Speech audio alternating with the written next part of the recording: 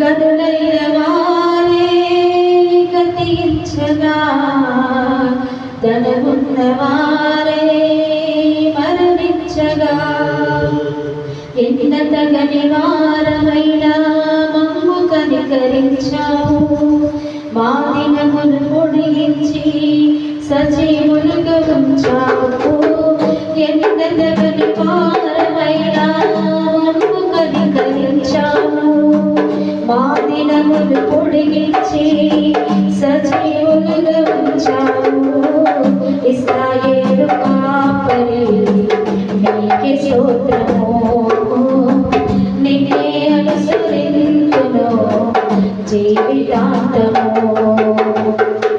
ఇశ్రాయేలు కాపరి నీకే స్తోత్రము నిన్నే అనుసరింతును జీవితాంతము ఇన్నాళ్ళు తోడుగా మాతో నడిచావు ఇన్నాళ్ళు మేలుగా వెన్నంటే నిలిచావు ఇన్నాళ్ళు తోడుగా మాతో నడిచావు ఇన్నాళ్ళు మేలుగా వెన్నంటే నిలిచావు మా కంట కన్నీరు జారకుండగా ఏ కీడు మాదరికి చేరకుండగా మా కంట కన్నీరు జారకుండగా ఏ కీడు మాదరికి చేరకుండగా కంటి రెప్పలా కాచి భద్రపరచి ఉన్నావు దుష్టుల ఆలోచనలు భద్రపరచి ఉన్నావు కంటి రెప్పలా కాచి భద్రపరచి ఉన్నావు దుష్టుల ఆలోచనలు భద్రపరచి ఉన్నావు ఇశ్రాయేలు కాపరి నీకే స్తోత్రము నిన్నే అనుసరింతును జీవితాంతము ఇశ్రాయేలు కాపరి నీకే స్తోత్రము నిన్నే అనుసరింతును జీవితాంతము ఎన్నాళ్ళు తోడుగా మాతో నడిచావు ఎన్నాళ్ళు మేలుగా వెన్నంటే నిలిచావు ఎన్నాళ్ళు తోడుగా మాతో నడిచావు ఎన్నాళ్ళు మేలుగా వెన్నంటే నిలిచావు.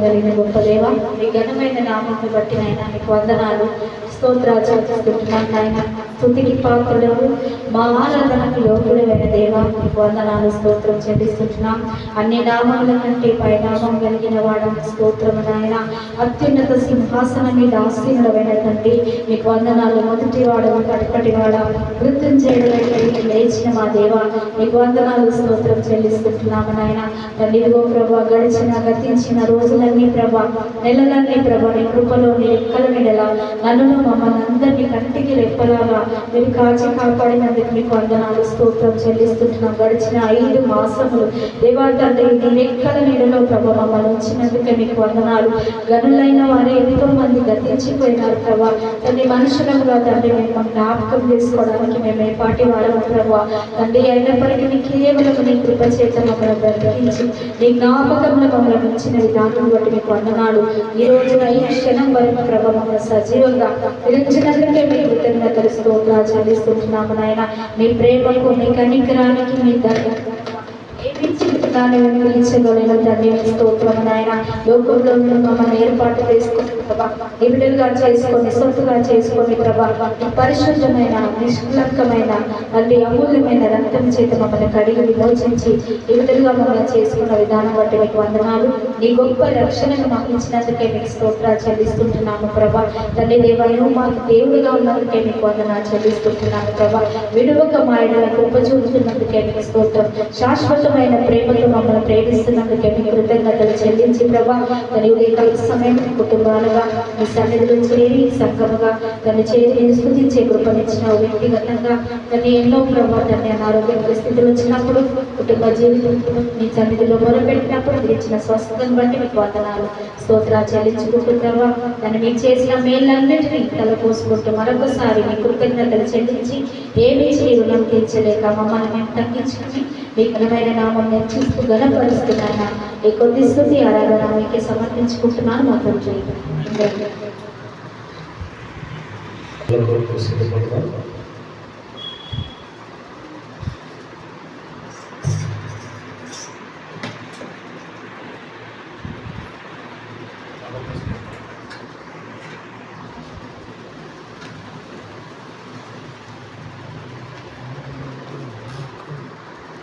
తీసుకున్న వారి ప్రార్థనకు సిద్ధపడుతూ గ్రహించబడ్డ ఆయన శరీరాన్ని సంరక్షించబట్టి ఆయన రక్తానికి సాదృశ్యాన్ని ప్రభుత్వం జ్ఞాపకం చేసుకోవడానికి గురించి ఇది ఆయన బలియాగం బలిగల్పన విమోచన క్రయధనమైన చెల్లించారు కనుక ప్రభు శిలో యాగాలను జ్ఞాపకం చేసుకుంటూ కృతజ్ఞతలు చెల్లించి యోగ్యముగా నమ్మకంగా పరిశుద్ధతలో పొందుతాం. నమ్మి నీటి బాప్తిసం పొందిన వారు యోగ్యముగా మనమే సరి చేసుకోవాలి, పరీక్షించుకోవాలి, విమర్శించుకోవాలి. అలా చేసి ఆ రొట్టెలు తిని ఆ పాత్రను త్రాగాలని వాక్యం సంధిస్తుంది కనుక నమ్మి బాప్తిసం పొందిన వారు వేర్చినబడితే పాత్ర మీదకి వచ్చినప్పుడు చిన్న ముక్క పాత్రని చేతిలోకి తీసుకుని అందరం ఒకేసారి కృతజ్ఞతలు చెల్లించి పరిశుద్ధ బలిలో పాల్గొంటుంది. ఆయన శరీరం ఆయన రక్తం ఆయన జ్ఞాపకం తీసుకుంటాం.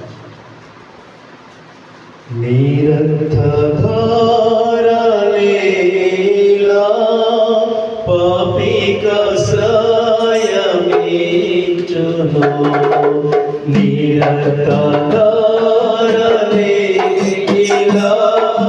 పాపికాశ్రయమీచును పరిశుద్ధ తండ్రి పాపిని కాడి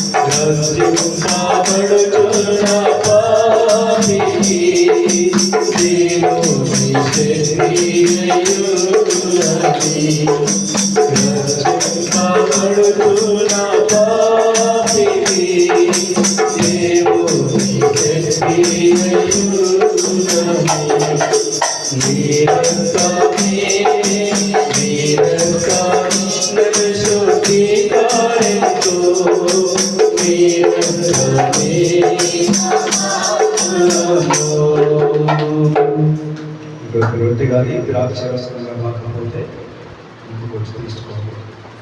ఇది ఆయన శరీరం ఆయన చేసిన బలియాగానికి గుర్తు, ఆయన దేహం గుర్తుగా రొట్టె, ఆయన రక్తం గుర్తుగా ద్రాక్షరసం. ఆ ఆయన మన కొరకు గాయపరచబడ్డాడు, మన కొరకు రక్తం చిందించాడు. ఆయన పొందిన దెబ్బలు మనకు స్వస్థత, ఆయన చిందించిన రక్తం మనకు పాప క్షమాపణ. దానిలో యోగ్యంగా ప్రభు బలిసినట్లుగా ప్రార్థన చేద్దాం. పరిశుద్ధుడా, మహోన్నతుడా, గొప్ప దేవా, శివాధిపతి నీకు స్తోత్రం. ఇదిగో నాయన రొట్టెను పవిత్రపరచు, మీ శరీరంగా మలుచు. ద్రాక్షారసాలను పవిత్రపరచు, మీ రక్తంగా మలుచు. మీ రక్త మాంసంలో జ్ఞాపకం చేసుకో. నువ్వు చేసిన బలియాగాన్ని జ్ఞాపకం చేసుకో. ఎన్నికలైన మేడల చుట్టూ కృప, ప్రేమను, వాత్సల్యతను బట్టి నీ అమూల్యమైన రక్షణ బట్టి స్మరిస్తున్నాను. అయినా మాకు ఇచ్చిన నీతి, పరిశుద్ధత, యోగ్యతను బట్టి వందనాలు. నీ సన్నిధిలో ఉంచిన దాన్ని బట్టి కూడిన బిడ్డలందరినీ బలపరచండి. యోగ్యమైన రీతిలో బలలో పాల్గొనేందుకు సహాయం చేయండి. మీరు మహిమ పొందండి. కృతజ్ఞతలు చెల్లించి యేసు నామమున ప్రార్థన చేస్తున్నాను మా తండ్రి. ఆమేన్. అందరూ కూడా రొట్టెను భుజిద్దాం. అదేవిధంగా పాత్రను త్రాగుదాం.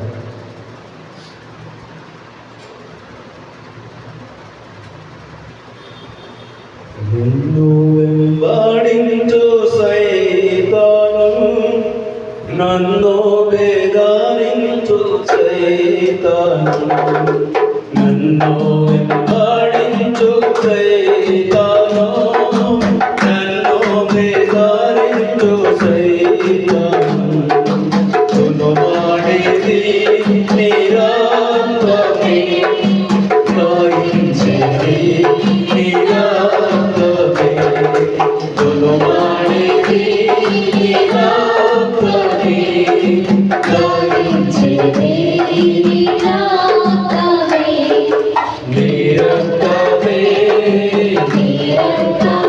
నన్ను శుద్ధీకరించు, నిరాత్మమే,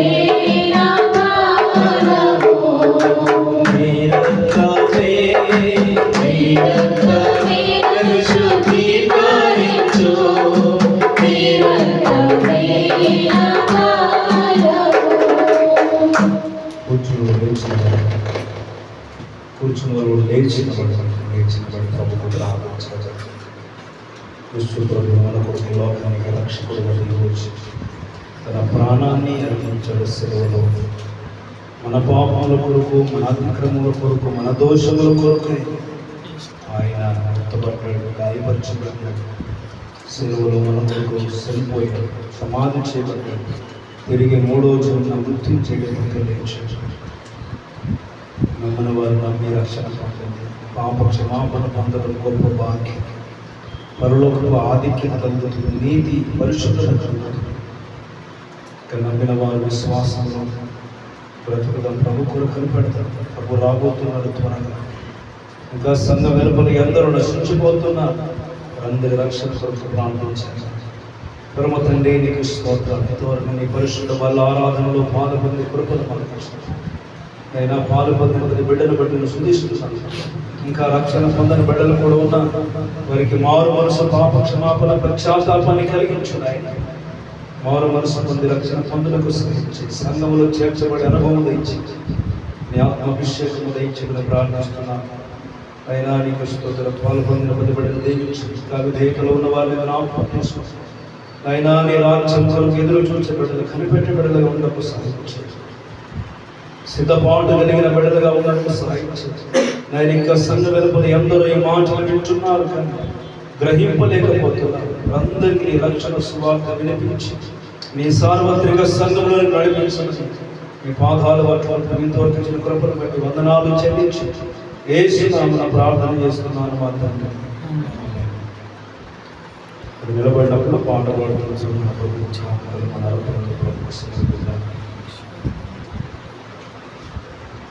హల్లెలూయా పాడదా ప్రభు నిన్ను కొనియాడదా అన్ని వేళలయందు పాట పాడుతున్నప్పుడు మన అర్పణలో కావాలి ప్రభు. హల్లెలూయా పాడేదా నిన్ను కొనియాడేదా, హల్లెలూయా పాడేదా నిన్ను కొనియాడేదా, అన్ని వేళలయందునా నిన్ను స్తుతించి కీర్తింతును.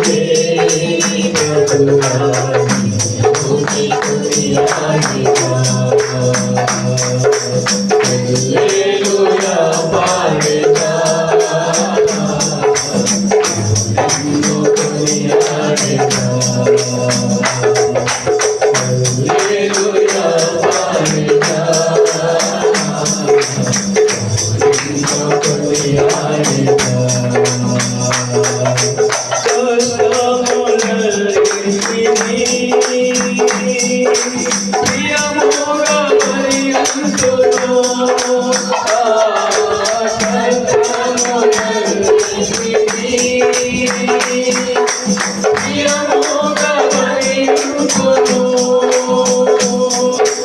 నీ కొరకు జీవింతును. నా జీవంతో నాతో నీవే.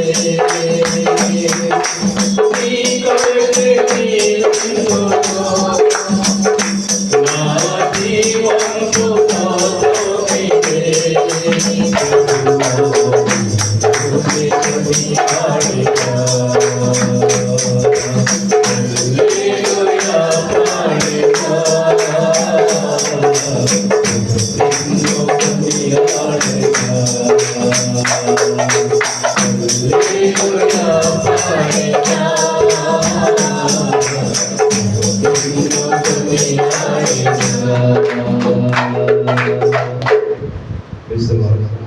కూర్చున్నాం. ఇటువంటి కానుకల కొరకు ప్రార్థించండి. వాహనం కొరకు ప్రార్థించండి. బాలమ్మ ప్రార్థన చేస్తాం. ఇటువంటి కానుకల కొరకు దేవుని నామం కొరకు స్తోత్రము నాయన, స్తోత్రములు స్తోత్రములు స్తోత్రములు. పరిశుద్ధుడా, పరమ తండ్రి, గొప్ప తండ్రి, యేసురాజు, మీ పరిశుద్ధ పాదములకు వందనాలు, స్తుతులు, స్తోత్రములు చెల్లిస్తున్నాను నాయన. అయ్యా, నేను ఎపాటి వారు తండ్రి, గడిచిన 5 నెలలు దేవా కాచి కాపాడి 6వ నెల నాయన 1వ తారీఖు మొదటి పునరుద్ధాన దినమున మమ్మల్ని అందరినీ సజీవంగా మీ సన్నిధానములకు నడిపించిన దేవుడానికి వందనాలయ్యా తండ్రి. అయ్యా, ఆరాధన ద్వారా పాటల ద్వారా నీ నామానికి మహిమ తెచ్చుకున్నందుకు తీసుకొస్తున్నాను. అయ్యా, మరి మీ బిడ్డలు అయ్యా మీరు ఇచ్చిన దానిలో నుంచి తీసుకొని వచ్చిన కారణాలను బట్టి మీకు వందనాలు తండ్రి. అయ్యా, వేసిన ప్రతి హస్తాన్ని దీవించి ఆశీర్వదించిన ఆయన 30 60 100 నాయన ఫలింప చేయి తండ్రి. మీకు వందనాలు అయ్యా. మరి అట్టి కాంతలు నాయన అయ్యా, మీ దాసులు సేవార్థమై వాడబడటకు సాయం చేయి తండ్రి. మీకు వందనాలు దేవా. మరి నా తండ్రి మీరు ఇచ్చిన అయ్యా వర్తమానములు నాయన నీ తండ్రి నీ కుమారుడు మరి మాకు పిలిచి పంచిపెడుతుండగా నీ కుమారుని నాయన శిలువ సాకున మరుగుపరిచి నీ బూరగా నీ కుమారుని వాడుకోమని వేడుకుంటూ వందనాలు చెల్లిస్తూ ఈ కొద్ది శుద్ధి పాటను నీకే సమర్పించి వేడుకుంటున్నాను తండ్రి. ప్రకటన వెళ్దాం. జ్యోతి ముందుకు వచ్చి ప్రకటన స్మరించాలి.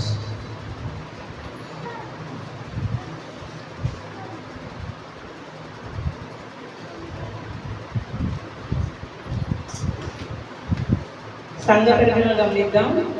ఆదివారం ఆరాధన ఉదయం 9:30 గంటలకు ప్రారంభించబడుతుంది. అందరూ సమయానికి వచ్చి ఆరాధనలో పాల్గొనండి. ఆదివారం ఆరాధన ఉదయం 9:30 గంటలకు ప్రారంభించబడుతుంది. సండే స్కూల్ ఉండదు. స్త్రీల సహవాస కూడిక ఉండదు. సంఘ ప్రార్థన కూడిక ఉండదు. అనారోగ్యంతో ఉన్న వారి గురించి ప్రార్థన చేయండి. వారి పేర్లు పురుషోత్తం, ఎస్తేరమ్మ, వినోదమ్మ, పరమేష్, వెంకటేష్, మాధవి, రామస్వామి, ఖ్యాతి, వరలక్ష్మి, భారతి, మృదుల. వీళ్ళ గురించి మీ వ్యక్తిగత ప్రార్థనలో ప్రార్థన చేయండి. మందిర స్థలము, పరిచర్య అభివృద్ధి, ఆర్థిక విషయాల కొరకు ప్రార్థన చేయండి. సహకరించండి. ప్రతి నెల ప్రతి కుటుంబం మందిరం కొరకు ఇవ్వవలసిన 1000 రూపాయలు ప్రతి నెల 15వ తేదీలోపు బ్రదర్ సురేందర్ గారికి ఇవ్వవలసిందిగా మనవి చేస్తున్నాము. ఈ సంవత్సరం గత 5 నెలలు దేవుడు మనందరినీ కాచి కాపాడి మరొక నెల అనగా 6వ నెల జూన్లోనికి నడిపించిన దేవునికి స్తోత్రం కలుగును గాక. ఆమేన్. ఈ జూన్ నెలలో బర్త్డేలు మరియు మ్యారేజ్ డేలు జరుపుకునే వారికి సంఘం తరఫున శుభములు తెలియజేస్తున్నాము. బర్త్డేలు: pastor garu 5th June, Jyothi Rajaratnam 12th June, Mary అమ్మ 13th June, Mary Rambabu 15th June, P Jyothi 15th June, Joel 18th June, Satvik 20th June, Madhavi 29th June, Dayasagar 22nd June. Marriage day జరుపుకున్నాడు: Indra Ravi 24th June, KGR Surender 25th June, Nagamani Sudhakar 27th June. వీరందరినీ దేవుడు దీవించును గాక. ఆమేన్. రక్షణ బాప్టిస్మా లేని వారి కొరకు, వెనుకబడిన కుటుంబాల కొరకు ప్రార్థన చేయండి. సహవాసానికి నడిపించండి. ప్రతి నెల మీ దశమ భాగంలో మానికులు కృతజ్ఞత అర్పణలో పరిచయం అర్పించి దైవజీవులు పొందండి. ఆమేన్.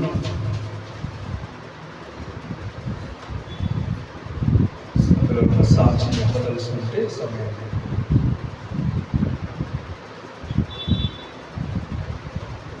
దేవుని నామంలో అందరికీ వందనాలు తెలియజేస్తున్నాను.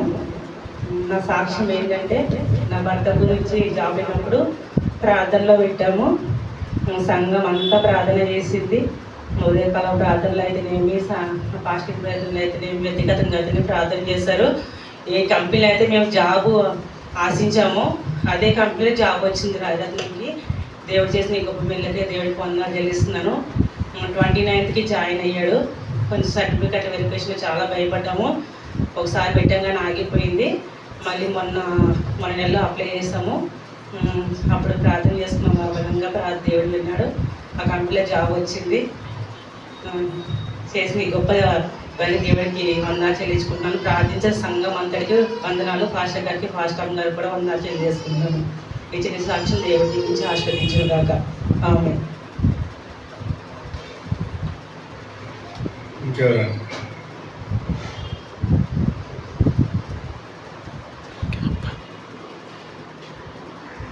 అందరికీ వందనాలు. చిన్న సాక్ష్యం ఏంటంటే, దేవుడి వారంలో చేసిన మేలు, చిన్న మేలు అయినప్పటికీ దేవుడి సన్నిధిలో చెప్పాలని అనుకున్నాను నేను.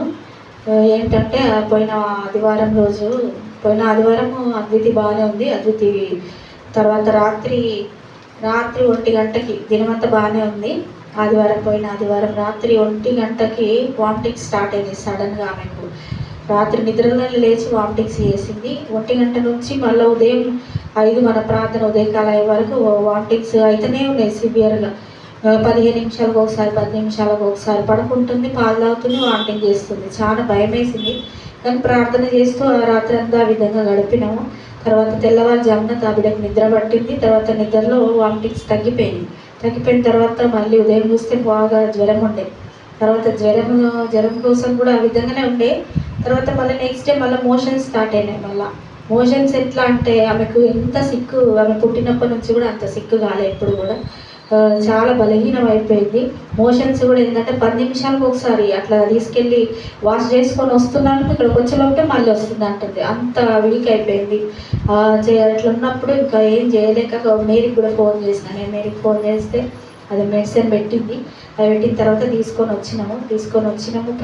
మెడిసిన్స్కి ప్రార్థన చేసి బిడ్డకి వేయడం జరిగింది. అంతేకాకుండా ఉదయకాల ప్రార్థనలో కూడా మీరందరూ ఆ బిడ్డ కోసం ప్రార్థన చేశారు. 2 వారాల నుంచి ఈ విధంగానే జరుగుతుంది. అయినప్పటికీ దేవుని సన్నిధిలో దేవుని మీద ఆధారపడ్డాను. దేవుడు కనికరించినాడు బిడ్డకు. తర్వాత ప్రార్థన చేసి నూనె రాసి ప్రార్థన చేసిన, పొట్ట మీద వేసి, తర్వాత మన మెడిసిన్స్ వేసినప్పుడు దేవుడు గొప్ప స్వస్థతనిచ్చినాడు. ఇంకా మెదక్ కూడా వెళ్ళవలసి ఉండే కొన్ని పరిస్థితులను బట్టి వెళ్తున్నాము అనుకున్నాం. కానీ అక్కడ జర్నీ కూడా చేసినాం. ఇంకా తర్వాత ఆ బిడ్డను తీసుకొని అట్లా మోషన్స్ తగ్గిపోయినాయి. మెదక్కి కూడా వెళ్ళి మళ్ళీ జర్నీ చేసి కూడా వచ్చినాము. ఆ ప్రయాణం అంతట్లో కూడా దేవుడు తోడుగా ఉండి మళ్ళీ మీ మధ్యలోకి దేవుడు మమ్మల్ని నడిపించినాడు. బిడ్డకైతే సంపూర్ణ స్వస్థతను దేవుడు అనుగ్రహించినాడు. ఈ రోజున ఆ బిడ్డ మరి మన మధ్యలో ఆరోగ్యంగా ఉండాలంటే కేవలం మా దేవుని కృప. అంతేకాకుండా మీరు చేసిన ప్రార్థనలు, మీ అందరికీ కూడా నా హృదయపూర్వక వందనాలు. ఉదయకాల ప్రార్థనలు ఎవరైతే ప్రార్థన చేసినారో వారందరికీ కూడా నా హృదయపూర్వక వందనాలు తెలియజేస్తున్నాను. దేవుడు చేసిన మేలుని బట్టి దేవునికి వందనాలు. చిన్న సాక్ష్యం దేవుడు దీవించిన కనుక. ఆమేన్. చిన్న పాట పాడదాం.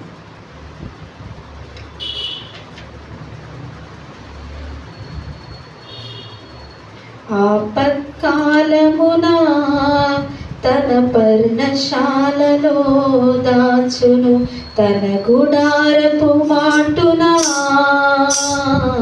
నన్ను దాచెను. ఆపత్కాలమునా తన పర్ణశాలలో దాచును, తన గుడారపు మాటున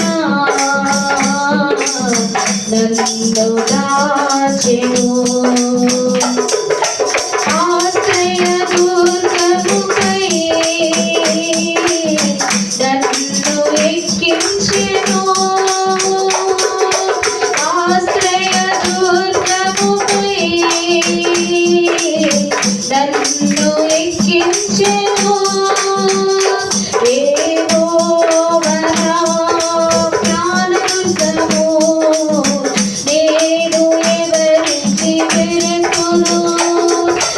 చేయి విడువని దేవుడుండగా నేను భయపడను.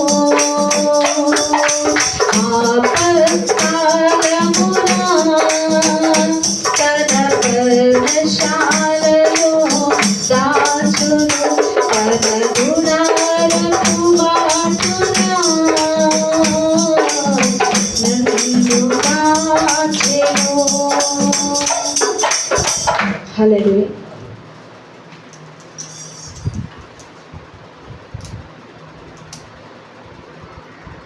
అందరికీ వందనాలు, దేవునికి వందనాలు, అయ్యగారికి అమ్మగారికి వందనాలు.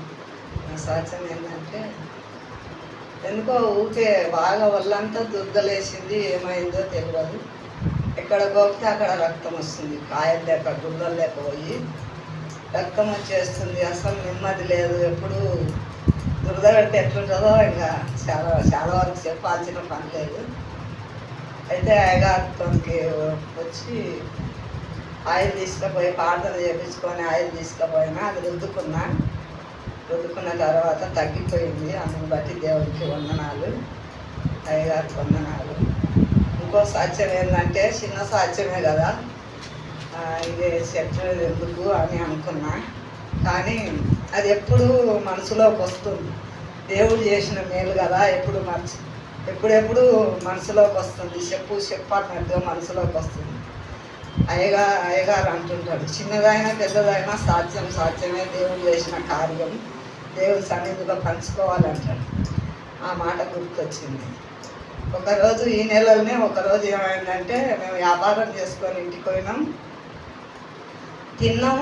తిని వండుకునేటప్పుడు ప్రార్థన చేసుకొని పప్పు పొయ్యిన పెట్టిన. పొద్దుగాల పప్పు మీద వేడి చేసి పెడితే ఖరాబు కాదు అని మునక్కాయలు వేసి వండినా. అయితే పొయ్యిన పెట్టి సిమ్లో పెట్టినా, ఇడ్లీ కుక్కర్ పెట్టలేదు. ఇక వేడి అవుతుంది కదా, నేను ప్రార్థన చేసుకునే లోపు వేడి అవుతుంది అని పొయ్యిన పెట్టి ప్రార్థన చేసుకొని మర్చిపోయినా. అట్లే పండుకున్నా. ఆ రాత్రి అంతా 12 గంటలకు పండుకుంటే 4 గంటల వరకు 4 గంటలు అయింది కదా.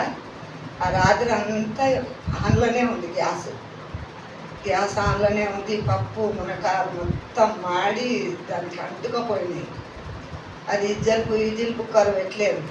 ఇడ్లీ కుక్కర్ పెడితే అది ఎక్కడ పేలునో ఏమవునో, మేము నిద్రలో ఉన్న వాళ్ళం, నిద్రలోనే వెళ్ళిపోదామో ఎట్లో తెలియదు. కానీ దేవుడు చేసిన కార్యం.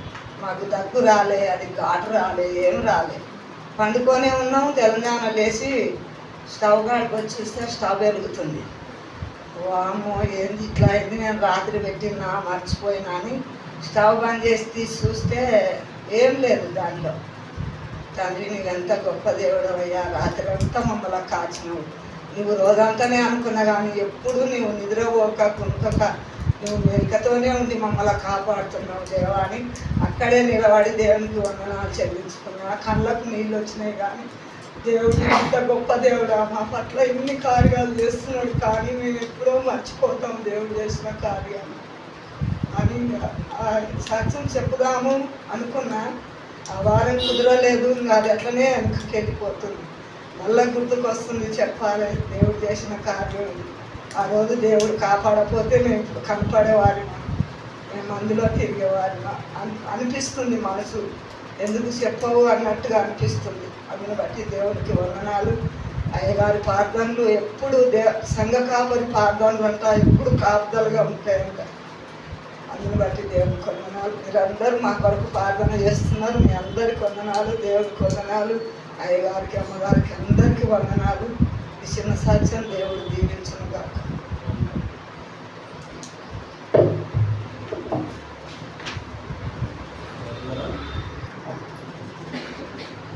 హల్లెలూయా. యెహోవా నా దేవా, నీ దయలో కాయుమా. యెహోవా నా దేవా, నీ దయలో కాయుమా. ఎన్నికే నీరి నన్ను ప్రేమించితివే, ఏలికగా నన్ను మలచి మలచితివే ఎందుకే నేను నన్ను ప్రేమించితివే ఏలికగా నన్ను మలచితివే యెహోవా నా దేవా నీ దయలో కాయుమా యెహోవా నా దేవా నీ దయలో కాయుమా నా నీతికి ఆధారమగు దేవా నేను మొరపెట్టగా నా నీతికి ఆధారమగు దేవా నేను మొరపెట్టగా ఇరుకులలోనే కృంగినప్పుడు నాకు విశాలత కలిగించుమా ఇరుకులలోనే కృంగినప్పుడు నాకు విశాలత కలిగించుమా నన్ను కరుణించుమా నాపై కృప చూపుమా నన్ను కరుణించుమా నాపై కృప చూపుమా యెహోవా నా దేవా నీ దయలో కాయుమా యెహోవా నా దేవా నీ దయలో కాయుమా నరులెల్లరూ ఎంతకాలం నా కీర్తినచెదరు నరులెల్లరూ ఎంతకాలం నా కీర్తినచెదరు పనికిరాని వాటిని ప్రేమించెదరు నేరాలుగా వాటిని మలిచెదరు పనికిరాని వాటిని ప్రేమించెదరు నేరాలుగా వాటిని మలిచెదరు నన్ను కరుణించుమా నాపై కృప చూపుమా నన్ను కరుణించుమా నాపై కృప చూపుమా యెహోవా నా దేవా నీ దయలో కాయుమా యెహోవా నా దేవా నీ దయలో కాయుమా ఎందుకే నేను నన్ను ప్రేమించితివే ఏలికగా నన్ను మలచితివే ఎందుకే నేను నన్ను ప్రేమించితివే ఏలికగా నన్ను మలచితివే యెహోవా నా దేవా నీ దయలో కాయుమా యెహోవా నా దేవా నీ దయలో కాయుమా హల్లెలూయా మీ అందరికీ వందనాలు ప్రేసులో చాలామంది ఊళ్ళో హాలిడేస్లో వెళ్ళినట్టు ఉన్నారు. ఇది ఏమైనా సరే ఆరాధన క్రమాన్ని మనం జరిగించుకుంటున్నాం కనుక ఇప్పటి వరకు వాడి స్తుతించి ఆరాధించి మంచి సాక్ష్యములు వినగలిగాం. చిన్న సాక్ష్యమైన పెద్దదే, చిన్న సాక్ష్యమైన పెద్దదే. చిన్నదే కానీ ప్రమాదం పెద్దదైతే ఎట్లా ఉంటుంది కదా. కానీ దేవుని కృప మన ఎడలంతా ఉంది అని దేవుడు నమ్మదగిన వాడు అనే విషయాన్ని జ్ఞాపకం చేస్తూ సాక్ష్యం చెప్పడం. డ్యూలా కూడా ప్రతి చిన్న సాక్ష్యం కూడా ఉదయకాల ప్రార్థన పాస్టర్ గారిని సాక్షి చెప్పుకుంటానని చెప్తా ఉంటుంది అప్పుడు సంతోషం అనిపిస్తుంది. కనుక దేవుడు చేసిన మేలను చెప్పుకోవడం సిగ్గుపడాల్సిన పనేవి లేదు. ఎంత మేలు చేస్తే అంత చెప్పితే అంత మేలు దేవుడు చేస్తాడు. దేవుడు గొప్పవాడు. దేవుడికి కృతజ్ఞత కలిగి ఉంటే లెక్కలేనన్ని మేలు చేస్తాడు. అదే ఆయన మేలు చేయ దేవుడు. మేలు చేయక నీవు ఉండలేవయ్యా ఆరాధించకుండా మనం ఉండకూడదు. ఆయన మేలు చేయడం మర్చిపోవడం, మనం ఆరాధించడం మర్చిపోకూడదు. అంత గొప్ప దేవుడు. దేవునికి స్తోత్రం. కనుక దేవుని వాక్యము మనం ధ్యానం చేసుకుందాం.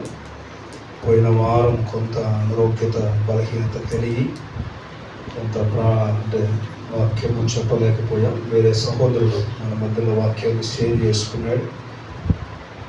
సరే, దేవుని వాక్యము చాలా ప్రాముఖ్యమైనది. మనలో బలపరిచేది, మనకు ధైర్యం ఇచ్చేది, మనలో ముందుకు నడిపించేది, మనకు ఊరటనిచ్చేది దేవుని వాక్యం. మనుషులు ఏం చేస్తారంటే కృంగ చేస్తారు, పరిస్థితులు ఏం చేస్తాయంటే బలహీనపరుస్తాయి. కానీ దేవుడు బలపరుస్తాడు, దేవుడు లేవనెత్తుతాడు, దేవుడు ఆదరిస్తాడు, దేవుడు ధైర్యపరుస్తాడు. అందుకు మనం దేవుని సన్నిధికి రావాలి. ఆమె హల్లెలూయా.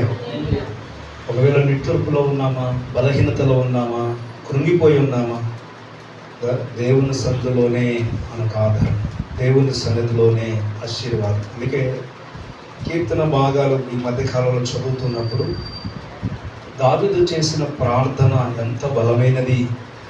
ఎప్పుడు చేశాడంటే అన్నీ ఉన్నప్పుడు చేయలేదు, లేకపోతే పరిస్థితులు అనుకూలించినప్పుడు చేయలేదు, లేకపోతే సమృద్ధిగా ఉన్నప్పుడు ప్రార్థన చేయలేదు. ఎప్పుడు దావీదు ప్రార్థన చేసింది శత్రువు చేతిలో చిక్కినప్పుడట. శత్రువు చేతిలో ఇంకా ప్రార్థన వస్తుందా మనకు? ఆయన పాట పాడాడు శత్రువు చేతిలో చిక్కితే దేవుని పేరట. కీర్తనలు అన్ని పాటలు కదా.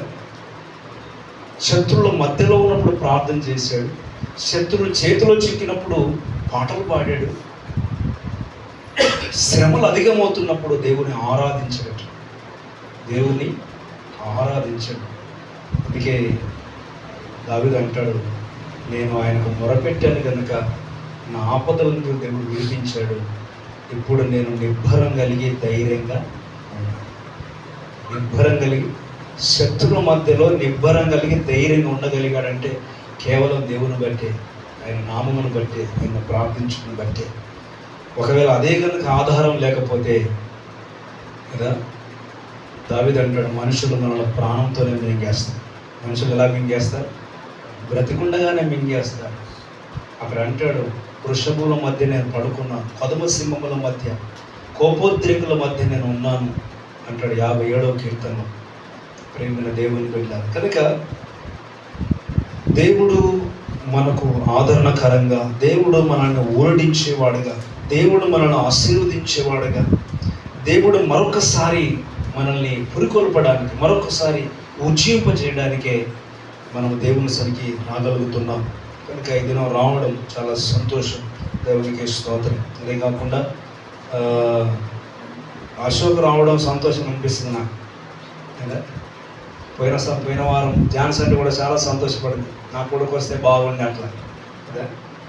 లోకంలో గడిపేదానికంటే ఒక్క గంట దేవుని సన్నిధిలో గడిపితే నీకు దీవెన, నీ కుటుంబానికి దీవెన. వాక్యం అంటుంది, దుర్మార్గతను బట్టి చచ్చిపోతే దేవుడు సంతోషించడు, కానీ దుర్మార్గతను మానేస్తే ఆ దుర్మార్గత ఏది గుర్తుకురాక దేవుని భక్తిలో ఉంటే దేవుడు జ్ఞాపకం చేసుకోడు. నీ పాపములకి అన్నాడు, జ్ఞాపకం చేసుకోడు. ఆయన మనం బ్రతుకుతాం, ఆదరణ కలుగుతుంది. దాన్ని బట్టి అశోకును అభినందిస్తున్నాను. దేవుని సన్నిధికి 2 వారాల నుంచి కంటిన్యూగా వచ్చి కూర్చుంటున్నాడు, దేవుని మాటలు వింటున్నాడు. చాలా ప్రేమగలవాడు అశోక్. ఎలా సేవకుని ప్రేమించే విషయంలో అప్పుడు ఊరు వెళ్తే ఆయన చేపలు పట్టుకొచ్చేవాడు తినాలని కదా. ఇప్పుడు కూడా ఏదో ఒకటి తీసుకొని పోవాలి సన్నిధి కానీ వస్తూ ఉంటాడు. కనుక దేవుడు మంచి ప్రేమ, మంచి కృపను దేవుడు అశోక్ ఇచ్చాడు. దినం మన మధ్యలో ఉన్నాడు. ప్రతిరోజు నీ కొరకు ప్రార్థన చేస్తున్నాం అశోక్ కదా. ఇంకా చాలామంది కొరకు ప్రార్థన చేస్తున్నాం. వారందరూ దేవుని సన్నిధిలో ఉంటే ఈరోజు నేను సంతోషపడడం కాదు, దేవుడు సంతోషపడతాడు. మనం సంతోషపడడం కొంతసేపే, కానీ దేవుడు సంతోషపడితే మనకు దీవెన, మనకు ఆశీర్వాదం కదా. మనం దేవుని సంతోషపరిచే వారంగా మనం ఉండాలి. ఇంకా దేవుడు దీవించునుగా. ఆమేన్. కనుక ఇది ఒక విషయాన్ని నేను జ్ఞాపకం చేయాలని అనుకుంటున్నాను. మన జీవితాల్లో నిష్ఫలము కానివి లేదా నిరర్థకము కానివి ఏమైనా ఉన్నాయా అంటే ఉన్నాయి. నిష్ఫలము కానివి అంటే నిరర్థకము కానివి, వ్యర్థము కానివి. అర్థమవుతుంది కదా. జీవం లేనిది నిర్జీవమైనది, అర్థం చేసుకోవాలి. ప్రయోజనం లేనిది నిష్ప్రయోజనం, అర్థమవుతుంది కదా. ఫలము లేనిది నిష్ఫలం. అయితే మన జీవితంలో నిష్ఫలమైనవి లేకపోతే అంటే నిరర్థకము కానివి ఉన్నాయా, నిరర్థకం అయ్యేవి ఉన్నాయా మన జీవితంలో? మన జీవితాన్ని నిష్ఫలులుగా చేస్తున్నాయా, నిష్ఫలము కానటువంటి కదా మన జీవితాన్ని నిలబెడుతున్నాయా కదా. వాక్యం నిష్ఫలము కానివి, నిరర్థకము కానివి ఏవైనా ఉన్నాయంటే ఒక 5 విషయాలు నేను జ్ఞాపకం చేస్తాను. ఒకటి, దేవుని కృప నిష్ఫలము కానిది. ఏంటంటే దేవుని కృప నిష్ఫలము కానిది. ఇందాక బాలమ్మ సాక్ష్యం ఇస్తూ చిన్నదే కదా, పెట్టింది, ప్రార్థన చేసుకున్న తర్వాత బంద్ చేద్దాం అనుకుంది, మర్చిపోయింది, అంతేనా. అంతలోనే మధ్యమరకు వచ్చింది, అంతలో నిద్రలోకి జారుకున్నారు. మంచి నిద్రపోయి ఉంటారు గాఢ మీద. అంటే వాళ్ళు ఇంటికి వెళ్ళేదే 10-11 గంటలకి ఇంటికి వెళ్తారు, వ్యాపారం అంతా ముగించు కదా. కానీ ఆ ప్రమాదం ఒకవేళ గ్యాస్ వేలి పెద్ద ప్రమాదం ఏర్పడితే ఇల్లంతా భంగమైపోయి ఆ సీన్ ఊహించుకుంటే దాన్ని తట్టుకోలేము మనం కదా. కానీ ఏ ప్రమాదం కలగకుండా నేను అంటాను, మన మంచితనం ఏమీ కాదంట, అవునా. ఇది దేవుని కృప అంట, అంతేనా. మన ఎడల దేవుని కృప ఎంత అపారమైనది, మన ఎడల దేవుని కృప ఎంత అమూల్యమైనది, మన ఎడల దేవుని కృప ఎంత నిరర్థకము కానిది. మనం మర్చిపోతాం. ఎందాక అన్నదేమో, నేను మర్చిపోయిన దేవుని, కానీ ఆ దేవుడు నన్ను కృప అంటే అదే. ఆయన మన ఎడల చూపే కృప అదే. మనం మర్చిపోతాం, మనం బలహీనులమే కదా, మనం పొరపాటు చేస్తాం కదా, మనం ఎప్పుడు పర్ఫెక్ట్ కాదు కదా. బైబిల్ చెప్తుంది, నీతిమంతులు లేడు. ఊరికే అనుకుంటా మనం నీతిమంతులమే, కానీ వాక్యం అంటుంది ఎవరు పర్ఫెక్ట్ కాదు, కానీ ఆయన కృప మనల్ని పర్ఫెక్ట్ చేస్తుంది. ఆయన కృప మనల్ని సంపూర్ణం చేస్తుంది. ఆయన కృప జీవము కంటే ఉత్తమమైనది.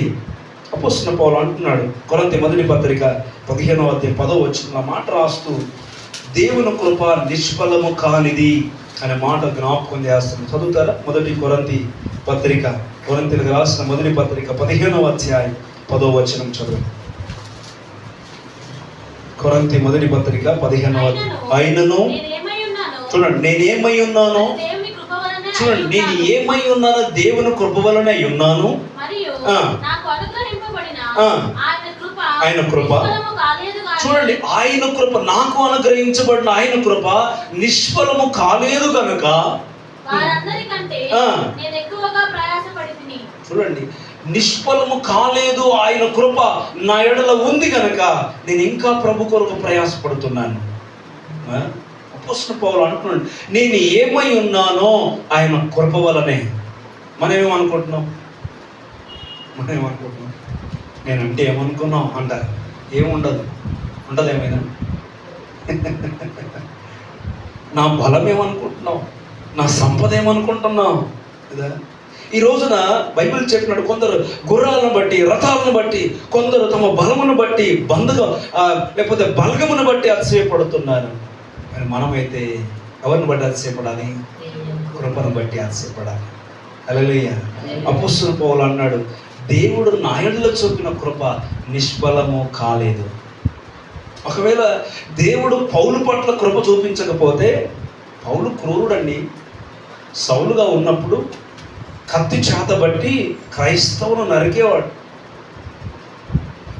అందుకే సౌలు వస్తుందంటే దడ భయమైపోయేది. అందరి క్రైస్తవులు భయపడిపోయేవాడు, చంపేవాడు. ఆయన కత్తి అప్పుడు రక్తంతో తడిసి ఉండేదట. క్రైస్తవులు చంపడమే కంకణంగా పెట్టుకున్నాను అంటాడు. సంఘం హింసించుటే నా ధ్యేయం అంటాడు అపోస్తలుడు. కానీ అలాంటి వానికి దేవుని కృప ప్రత్యక్షమైంది. అలాంటి వాడిని దేవుని కృప కనుగొన్నది. ఇప్పుడు దేవుని బిడ్డలారా, ఆ కృప ఎలా మార్చిందంటే ఇప్పుడు అంటున్నాడు, నేనేమై ఉన్నానో అది దేవుని కృపను బట్టి అయి ఉన్నాను. ఆమె హల్లెలూయ. ఆయనలో చూపిన కృప నిరర్ధకమో కాలేదు. చాలా కృపను గురించి మాట్లాడితే, కృప అనేది కదా కనికరం చూపేది, కృప అనేది యోగ్యులుగా చేసేది, కృప అనేది రక్షించేది, కృప అనేది పాపము నుంచి ముక్తి కలిగించేది. అందుకే రోమాపత్రిక రాస్తాడు, ఎక్కడ పాపం విస్తరించిందో అక్కడ కృప అపరిమితముగా ఉన్నది. ఎందుకు? పాపం చేయడానికి కాదు, పాపంలో ఉన్నవానికి ఊరట కలిగించడానికి. మీకు చాలాసార్లు చెప్తుంటాను, పాపాత్ములైన స్త్రీని పట్టుబడ్డప్పుడు ధర్మశాస్త్ర ప్రకారంగా చంపాలి. ధర్మశాస్త్రం ప్రకారంగా ఖచ్చితంగా పాపం చేసిన స్త్రీ, పట్టుబడిన స్త్రీ చంపబడాలి రాళ్ళతో. వాళ్ళ రాళ్ళు రెడీగా పట్టుకొని నిలబడ్డారు చంపడానికి. కానీ కృప ఎవరిని చంపనివాడే. ఆమె నెలలయ్య. కృప కూడా చంపలే. కృప ఎవరిని, అర్థం చేసుకున్న భాష, కృప ఎవరిని చంపనివ్వలే, కృప కూడా చంపలే. ఏం చేసింది అంటే ఆ పాపాత్మురాల్ని పరిశుద్ధురాలుగా చేసింది. ఆ పాపాత్మురాల్ని జీవమునకు పాత్రురాలుగా చేసింది. ఆ పాపాత్మురాల్ని యోగ్యురాలుగా చేసింది కృప. ప్రియమైన దేవుడు పెట్టారు. అందుకే ఒకవేళ ఆయన కృప కనుక మనకు లేకపోతే, కృపయే నేటి వరకు కాచెను, నీ కృప నన్ను విడువదని, నా కృపయే భీకర రూపము దాచిన లోకము మృంగుటకు నన్ను సమీపించగా. లోకం అంట భీకర రూపము దాల్చి మనం మింగడానికి సమీపిస్తే అందరి కృపతో మనల్ని ఏం చేసిందట? దాచితివి. ఆమె నెలలోయ అపాయం వస్తున్నప్పుడు, శత్రువు వస్తున్నప్పుడు కదా, సమస్యలు వస్తున్నప్పుడు చాలాసార్లు ప్రాణం మీదకి రాలేదా మనకి? చాలాసార్లు ఎందుకు ఈ బ్రతక అనుకోలేదా? చాలాసార్లు కదా ఎప్పుడో ఈ జీవితం చాలిస్తే సరిపోతుంది కదా అనుకోలేదా?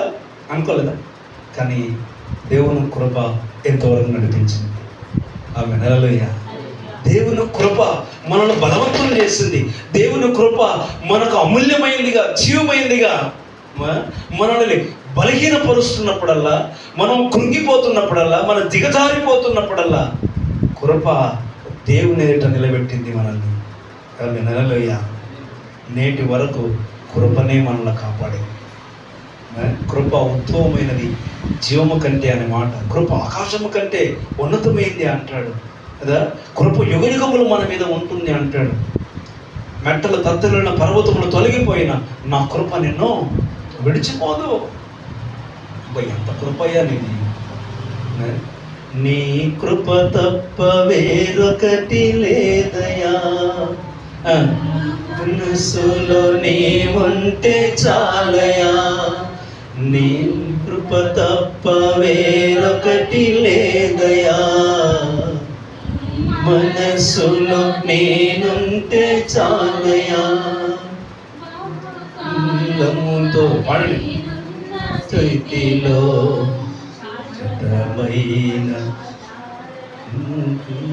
శాశ్వతమైన కృప, మనమున్న స్థితిలో ఆయన కృప మనకు తోడైంది.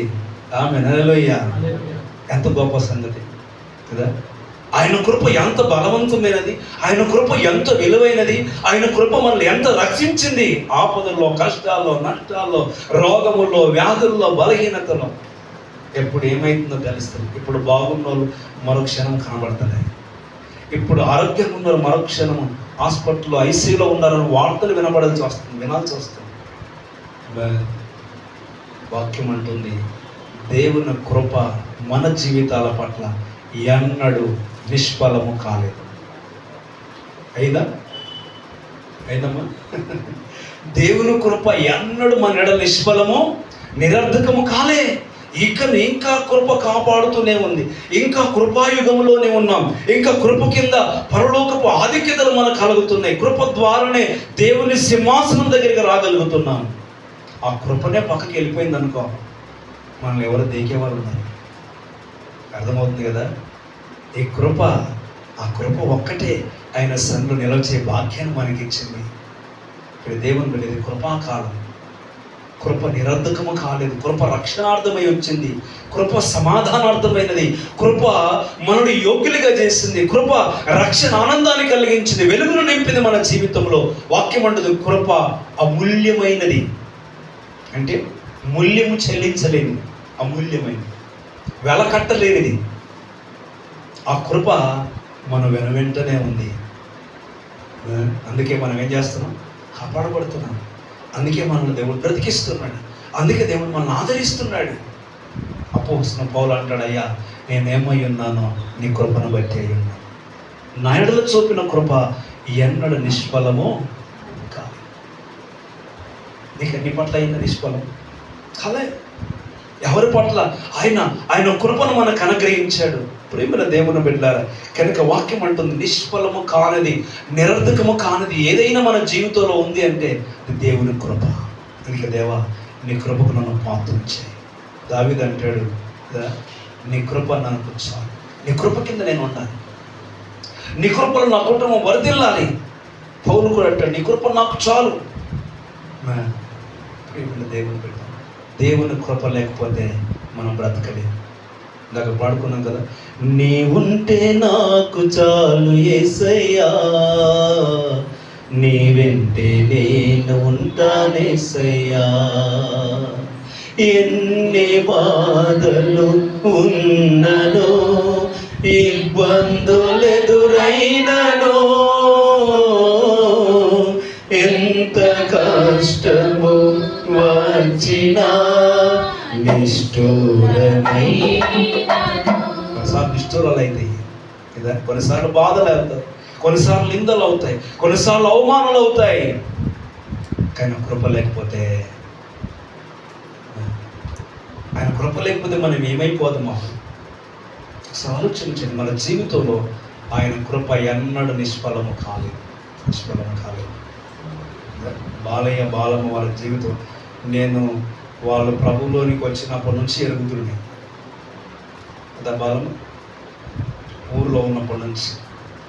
ఆమె ఎప్పుడు పట్టబడిందో వాక్యానికి నాకు తెలియదు, కానీ అప్పటి నుంచి వారి కుటుంబాన్ని ఎమ్మడేసుకొని సాగుతూనే ఉంది.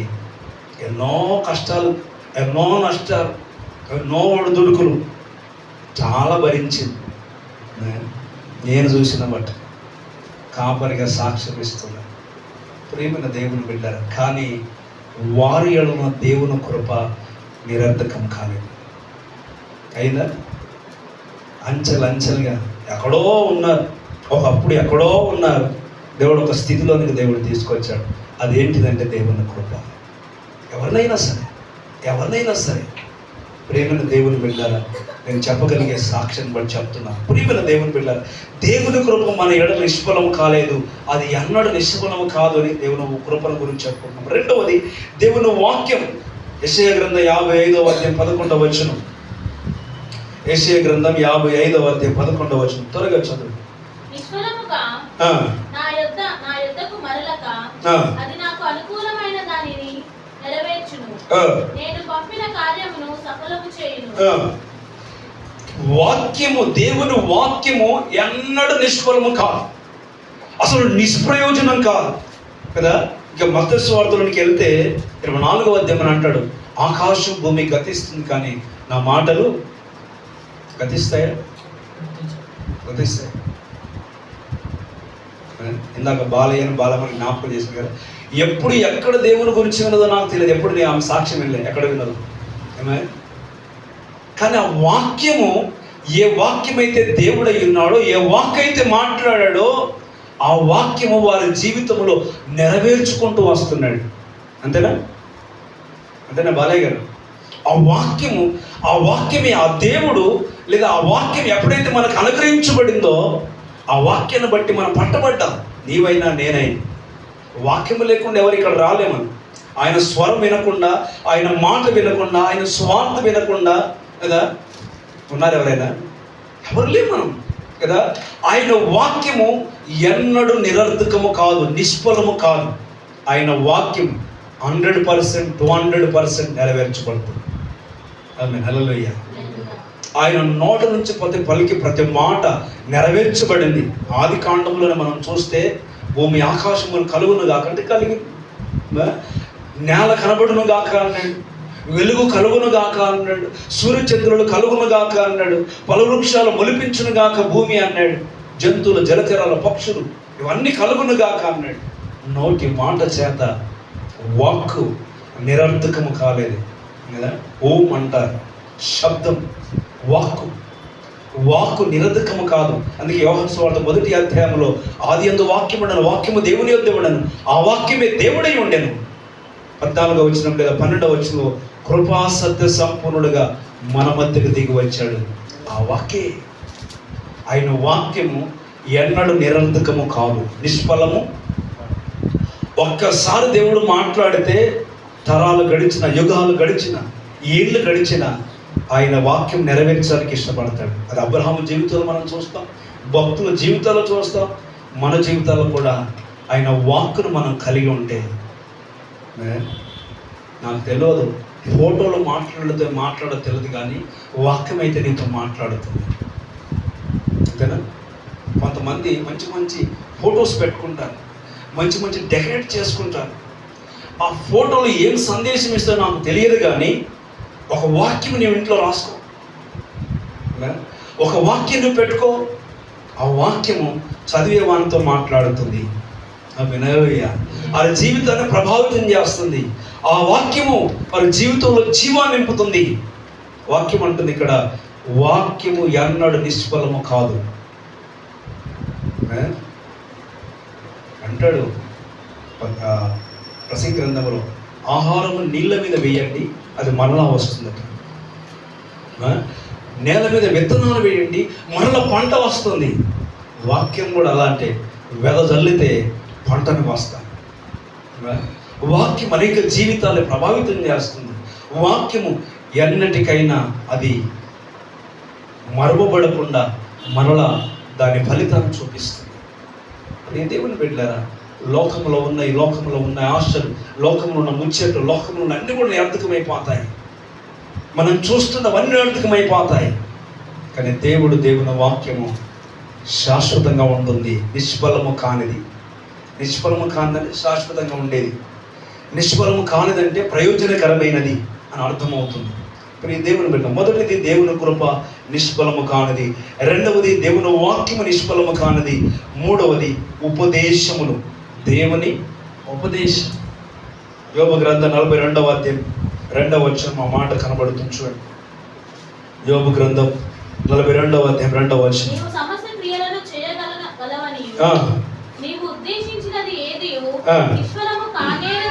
చూడండి, నీ ఉద్దేశించినది ఏదియో నిష్ఫలము కానేరదనియు నేను ఇప్పుడు తెలుసుకొంటిని. జ్ఞానము లేని మాటల చేత ఆలోచనను నిరర్థకము చేయు వీడెవడు? అలాగున వివేచన లేనివాడనైన నేను ఏమీ మెరగక నా బుద్ధికి మించిన సంగతులను గూర్చి మాట్లాడుతుంది. యోబు మాట్లాడుతున్నాడు. సమస్త క్రియలను చేయగలవని, నీవు సమస్త క్రియలను చేయగలవనియు, నీవు ఉద్దేశించినది ఏదియో నిష్ఫలము కానిదని నేను ఇప్పుడు తెలుసుకొంటిని. అంటే యోబుకు దేవుడు కొన్ని ఉపదేశాలు చేశాడు, కొన్ని పాఠాలు నేర్పాడు శ్రమల ద్వారా. మీరు యోబు ఒకటే స్నేహితులు నిందించడమే చూస్తాం, లేకపోతే సాతాను దేవుని దగ్గర రివెంజ్ తీసుకోవడమే చూస్తాం అని అనుకుంటాం మనం. కానీ యోబుకు దేవుడు చాలా ఉపదేశాలు చేశాడు. మీరు ఆ భాగాలన్నీ చదువుకుంటూ పోతే యోబుని గురించి, యోబు నీవు మకరముని ఎరుగుదువా అంటాడు. నీటి గుర్రాన్ని, యుద్ధపు గుర్రాన్ని గురించి మాట్లాడతాడు, మొసలిని గురించి మాట్లాడతాడు. వీటిని మీరు ఎరుగుదువా? ఇవన్నిటినీ ఆయన పాఠాలు నేర్పుతూ దీని అంతటికి బలం ఎవరిచ్చారు? వాటిని ఎవరు సృజించారంటే దేవుడు. ఇంత సృష్టికర్తను నీవు ఎరిగి ఉండి ఎందుకు అవిశ్వాసంగా మారిపోవడానికి ఇష్టపడుతున్నావు? ఎందుకు బలహీన పడిపోతున్నావు అని ఉపదేశాలు నేర్పిస్తున్నప్పుడు వాక్యం అంటున్నాం కదా, ఆయన అంటున్నాడు, కొన్నిసార్లు దేవుని పట్ల నేను ఉద్దేశించింది నిష్ఫలమైపోతుందేమో. ఈరోజు ఉపదేశం ఎందుకు? ఈరోజు సంతోషం ఎందుకు? ఇంకా నిరర్థకం కావడానిక? నిష్ఫలము కాకుండా ఉండట కొరకు, మన జీవితాల్లో ప్రభావితం చేయటం కొరకు. ఎందుకు ఉపదేశం? ఎందుకు సందేశం? ఎందుకు ఈ బోధ? ఎందుకు ఈ సంగతులు మనం చెప్పుకుంటున్నామంటే మనలో జ్ఞానోదయం కలగడానికి, మనలో మార్పు కలగడానికి, మనలో ఒక పాఠం నేర్చుకోవడానికి, ఒక సందేహం నేర్చుకోవడానికి. చాలా సంగతులు సామెతల గ్రంథంలో రాస్తాడు. నా ఉపదేశం మరవకు అంటే 3వ అధ్యాయము, సామెతల గ్రంథం 3వ అధ్యాయంలో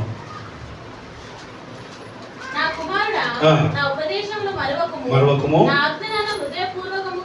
చూడండి, ఉపదేశములు ఏమున్నాయంటే ఆజ్ఞలు ఉన్నాయి. నా ఉపదేశం చెప్పినప్పుడు దేవుని ఆజ్ఞ, దేవుని వాక్యం, దేవుని మాట, దేవుని సందేశం, నీతియుక్తమైన బోధ, రక్షణార్థమైన బోధ కదా, మన జీవితాలు ప్రభావితం చేసే బోధ మనకు వినిపించబడినప్పుడు ఆ సందేశంలో దేవుని ఆజ్ఞలు ఉంటాయి. వాటిని మనం గైకొంటే చదువు. ఉపదేశమున మరవకము. చూడండి, దీర్ఘాయువును సుఖజీవుతో గడుచు సంవత్సరములు నీకు కలుగజేస్తాయి. ఉపదేశాలు ఏం చేస్తాయట? సుఖజీవనం కలుగజేస్తాయి కదా. ఉపదేశం ఏం చేస్తుందంటే ఎలా బ్రతకాలి నెమ్మదిగా. ఎందుకు ఈ బోధలు అంటే మన జీవితాన్ని క్రమపరుచుకోవడానికి. తప్పిపోతున్నప్పుడు, చెడిపోతున్నప్పుడు, మన జీవితం కలుషితం అయిపోతున్నప్పుడు ఈ సందేశాలు, ఈ ఉపదేశాలు ఎందుకంటే నిష్ఫలం కాకుండా చేయడానికి, నిరర్థకం కాకుండా చేయడానికి. ఈ ఉపదేశము నిష్ఫలమైనది కాదు అనే విషయాన్ని జ్ఞాపకం చేస్తున్నాడు యోబు. ప్రియమైన దేవుని బిడ్డారా, ఇక్కడ కూడా సామెతల గ్రంథంలో కూడా అంటాడు, నా ఉపదేశము, అదే 5వ వచనం కూడా మీరు చూడండి. 5వ సామెతల గ్రంథం 5వ అధ్యాయం 1వ వచనం, నా జ్ఞానోపదేశం ఆలకింపుము. చూడండి, ఏంటంటే ఉపదేశం లేదా ఈ ఉపదేశాలన్నీ కూడా వాక్యం అంటుంది మీకు జ్ఞానోదయం కలగడానికి, వివేకము కలగడానికి, మీకు బోధ కలగడానికి. చూడండి, అప్పుడు ఏమంటారు? 2వ వచనం, అప్పుడు నువ్వు బుద్ధి కలిగి నడుచుకుందువు, తెలివిని బట్టి నీ పెదవులు మాట్లాడును కదా, నువ్వు జారశ్రేణి వద్దకు వెళ్ళకుండా నేను కాపాడుకుంటావు. ఉపదేశం లేకపోతే, ఈ బోధ లేకపోతే, ఈ సావాసం లేకపోతే మన జీవితాలు ఏమైపోతాయో. నేను అప్పుడప్పుడు అనుకుంటాను, గురువు గుడికి వెళ్ళలేవు, ప్రార్థన గుడికి వెళ్ళలేవు, సభలు లేవు, కనీసం ఈ ఉదయకాల ప్రార్థన లేకపోతే ఏమైపోతుంది మా. ఈ వాక్యము వినకపోతే మన జీవితాలు ఇలాగా ఉండేవి కావేమో అన కదా. కానీ వాక్యం అంటుంది, దేవుని ఉపదేశములు ఎన్నడూ నిష్ఫలము కాదు. అందుకే అంటాడు, నీ వాక్యమే నన్ను బ్రతికించెను, బాధలలో నెమ్మదినిచ్చెను. నీ వాక్యమే నన్ను బ్రతికించెను, బాధలలో నెమ్మదినిచ్చెను. కృపాశక్తి, దయాశక్తి సంపూర్ణుడా, వాక్యమై ఉన్నది వందనమయ్యా. ఉపదేశం జ్ఞానం, ఉపదేశం వివేకం, ఉపదేశము మన జీవితాన్ని ఎలా కాపాడుకోవాలో మనకు నేర్పిస్తున్నాయి. ప్రియమైన దేవుని బిడ్డలారా, ఉపదేశం వినకపోతే అజ్ఞానం అయిపోతాం, ఉపదేశం వినకపోతే అవివేకులం అవుతాం, ఉపదేశం వినకపోతే మన మార్గాలు చెరిపేసుకుంటాం. ప్రియమైన దేవుని బిడ్డలారా కదా. ఇంకా చాలా చక్కని మాట రాస్తాడు. 13వ మొదటి అధ్యాయం, సామెతల గ్రంథం 1వ అధ్యాయం 33వ వచనం కూడా మాట్లాడబడి చూడండి, నా ఉపదేశమును అంగీకరించువాడు సురక్షితముగా నివసించును, వాడు కీడు వచ్చునన్న భయం లేక నెమ్మది. ఉపదేశం విన్నోనికి ఏమంట? నెమ్మది, భద్రత. మనం కాపాడుకుంటాం, మనం సంరక్షించుకుంటాం. నా ఉపదేశం వలన, ఉపదేశం నిష్ఫలము కానిది ఉపదేశం. అందుకే దేవుని మాటలు వినాలి, దేవుని ఉపదేశం వినాలి. ఇప్పుడు కాకపోయినా ఇంకెప్పటికైనా.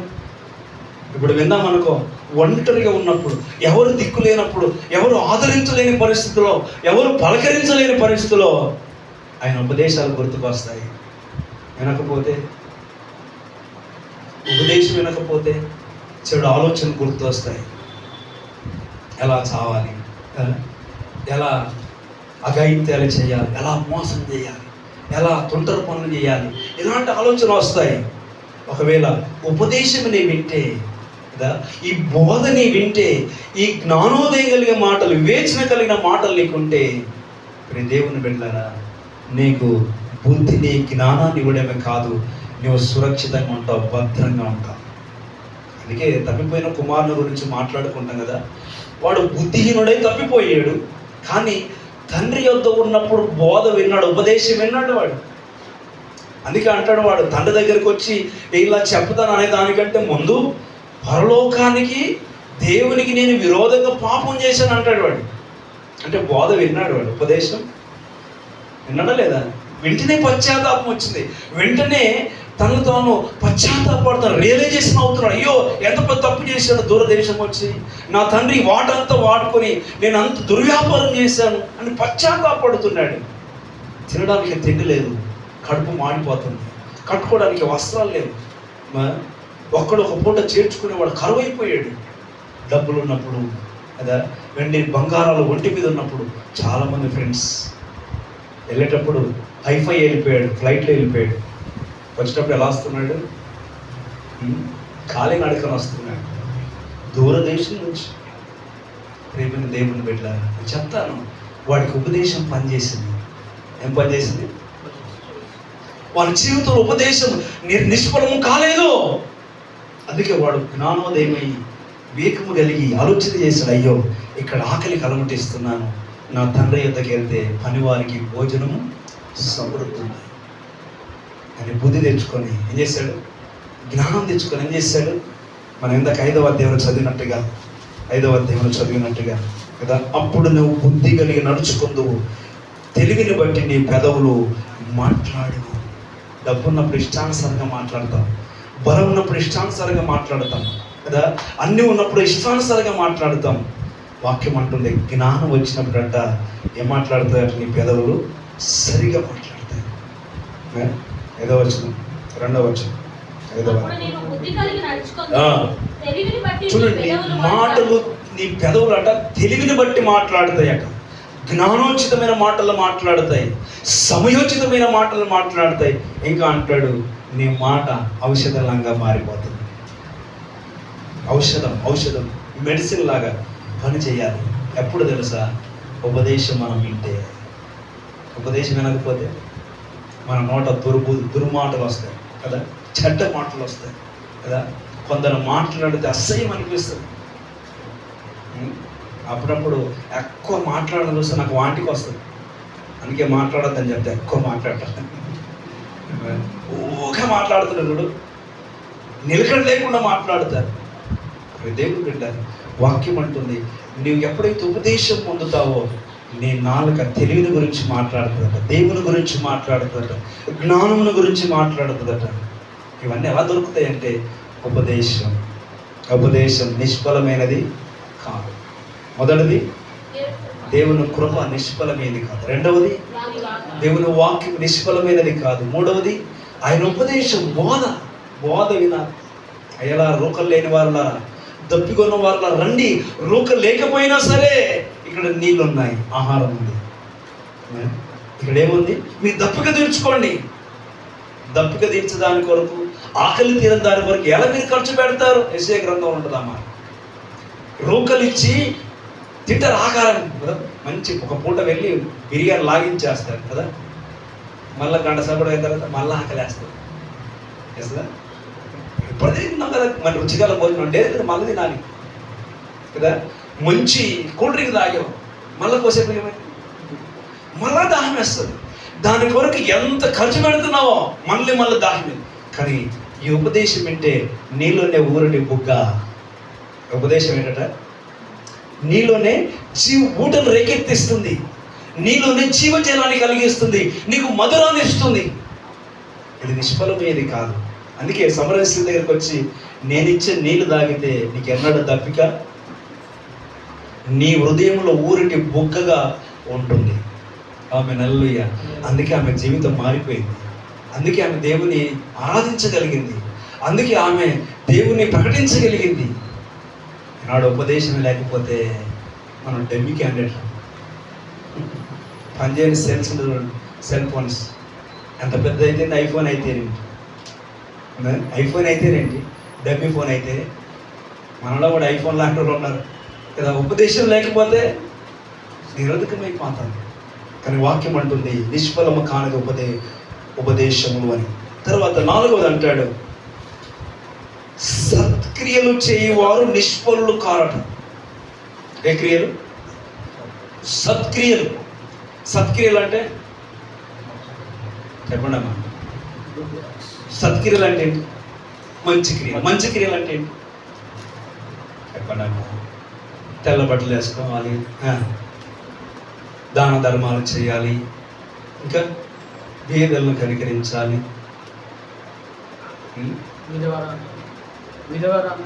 విధవరాలను చేరదీయాలి. ఇవన్నీ మన సత్క్రియలు అంటున్నాం కదా. కొరింథీ మొదటి పత్రిక 13వ అధ్యాయం 1వ వచనం చూడండి. కొరింథీ మొదటి మనుషుల భాషలతోనూ ఏ భాషతో అంట? మనుషుల భాషతో మాట్లాడతారట, దేవదూషల భాషలతో మాట్లాడతారట. మాట్లాడినను ప్రేమ లేని వాడనైతే మోగిడి కంచు గలగలలాడు వాని వల్ల నేను ఉంటాను. చూడండి, ప్రవచించు కృపావరము కలిగి, చూడండి మర్మములన్నీ తెలిసిన, జ్ఞానమంతా ఎరిగిన వాడనైనను, చూడండి కొండలు పెకలించగల విశ్వాసం నాకున్నా,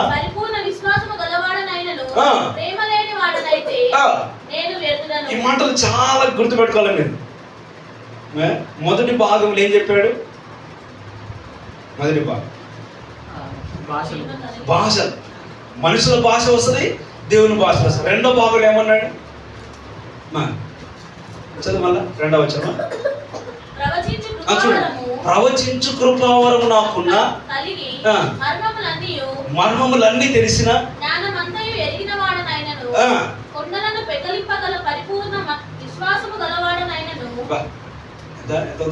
కొండల్ని మనం గడ్డి పరకను కూడా పీకలేం కాదా. కొండల్ని పీకలేం. సమస్త జ్ఞానం ఎరిగాడట. మనుషుల భాష వస్తుందట, దేవదూతల భాష. మనకు మనుషుల భాష వస్తుంది కదా, దేవదూతల భాష వస్తుంది. అలా ఎరిగి ఉన్న ప్రేమ లేనివాడు. అది రెండవది ఏమన్నా జ్ఞానం ఉన్నా కదా, మనకు విశ్వాసం ఉన్న, కొండలు పెగిలించే ప్రేమ లేకపోతే రెండవది. 3వది ఇంకా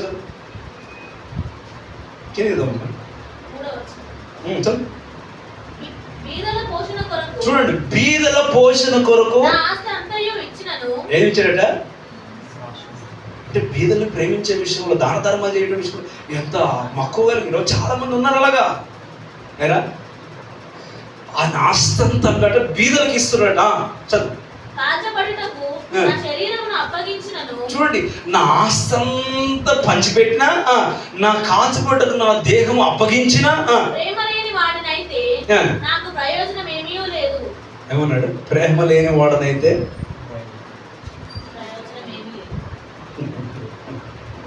సత్క్రియ అంటే మీరు ఏమనుకుంటున్నారు? సత్క్రియ అంటే ఏమనుకుంటున్నారు? దాన ధర్మాలు చేయడమా? వాడు అంటున్నాడు కింద, నా ఆస్తి అంతా పంచిపెట్టిన, నా ప్రాణాన్ని అప్పగించిన చావడానికి నాలో ప్రేమ లేకపోతే. 3 విషయాలు చెప్పాడు. భాషలు వచ్చిన, సమస్త జ్ఞానం నాకు తెలిసిన, సంపూర్ణమైన విశ్వాసము నాకున్నా. మూడవది అంటాడు, నా ఆస్తి అంతా పంచిపెట్టిన, నా ప్రాణాన్ని కాల్చడానికి అప్పగించిన, నాలో ప్రేమ లేకపోతే నేను వ్యర్థుడనే. అంటే నిష్ఫలమే అని అర్థం. సత్క్రియ, ప్రేమ ఎన్నడూ నిష్ఫలం కాదు. సత్క్రియ ఒక భాగం. ప్రేమ, ఆ ప్రేమ ఎవరు చూపారంటే యేసయ్య సత్క్రియ చూపాడు. ప్రేమ, ఆ ప్రేమ కొరకే ప్రాణం పెట్టాడు. ఆ ప్రేమ కొరకే ఈ లోకాన్ని దిగి వచ్చాడు. ఆ ప్రేమ కొరకే నిన్ను నన్ను ప్రేమించాడు. తన ప్రాణం పెట్టినంతగా ప్రేమించాడు. షరతులు లేని ప్రేమ, అగాపే ప్రేమ, అవధులు లేని ప్రేమ, అనంతమైన ప్రేమ. సిలువల 2025 సంవత్సరాల క్రితం ఎలాగ సిలువల ప్రాణం పెట్టాడు ప్రేమతో, ఈ రోజు వరకు అదే ప్రేమతో మారని మార్పు చెందిన ప్రేమ. ఆమె హల్లెలూయా. మారని ప్రేమ ఇది, ఆర్పచాలని ప్రేమ ఇది. అది ఆరిపోదు. మన ప్రేమలు అప్పుడప్పుడు చల్లారుతాయి, మళ్ళీ ఎలుగుతాయి, మళ్ళీ ఆరిపోతాయి కదా. మన ప్రేమలన్నీ ఎత్తులు డౌన్లు కదా, ఒడిదుడుకులే, కల్మషమే మన ప్రేమ. ఈ ప్రేమలన్నీ నిరర్థకమైపోతాయి.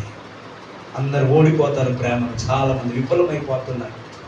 కానీ యేసయ్య ప్రేమ విఫలం కాలే. అయిందా? యేసయ్య ప్రేమ నిష్ఫలమైపోయిందా? కాలేదు. నిష్ఫలము కానిది సత్క్రియలు. సత్క్రియలు చేసేవారు నిష్ఫలులు కారు. సత్క్రియల్లో మొదటిది ప్రేమ. ఏంటంట?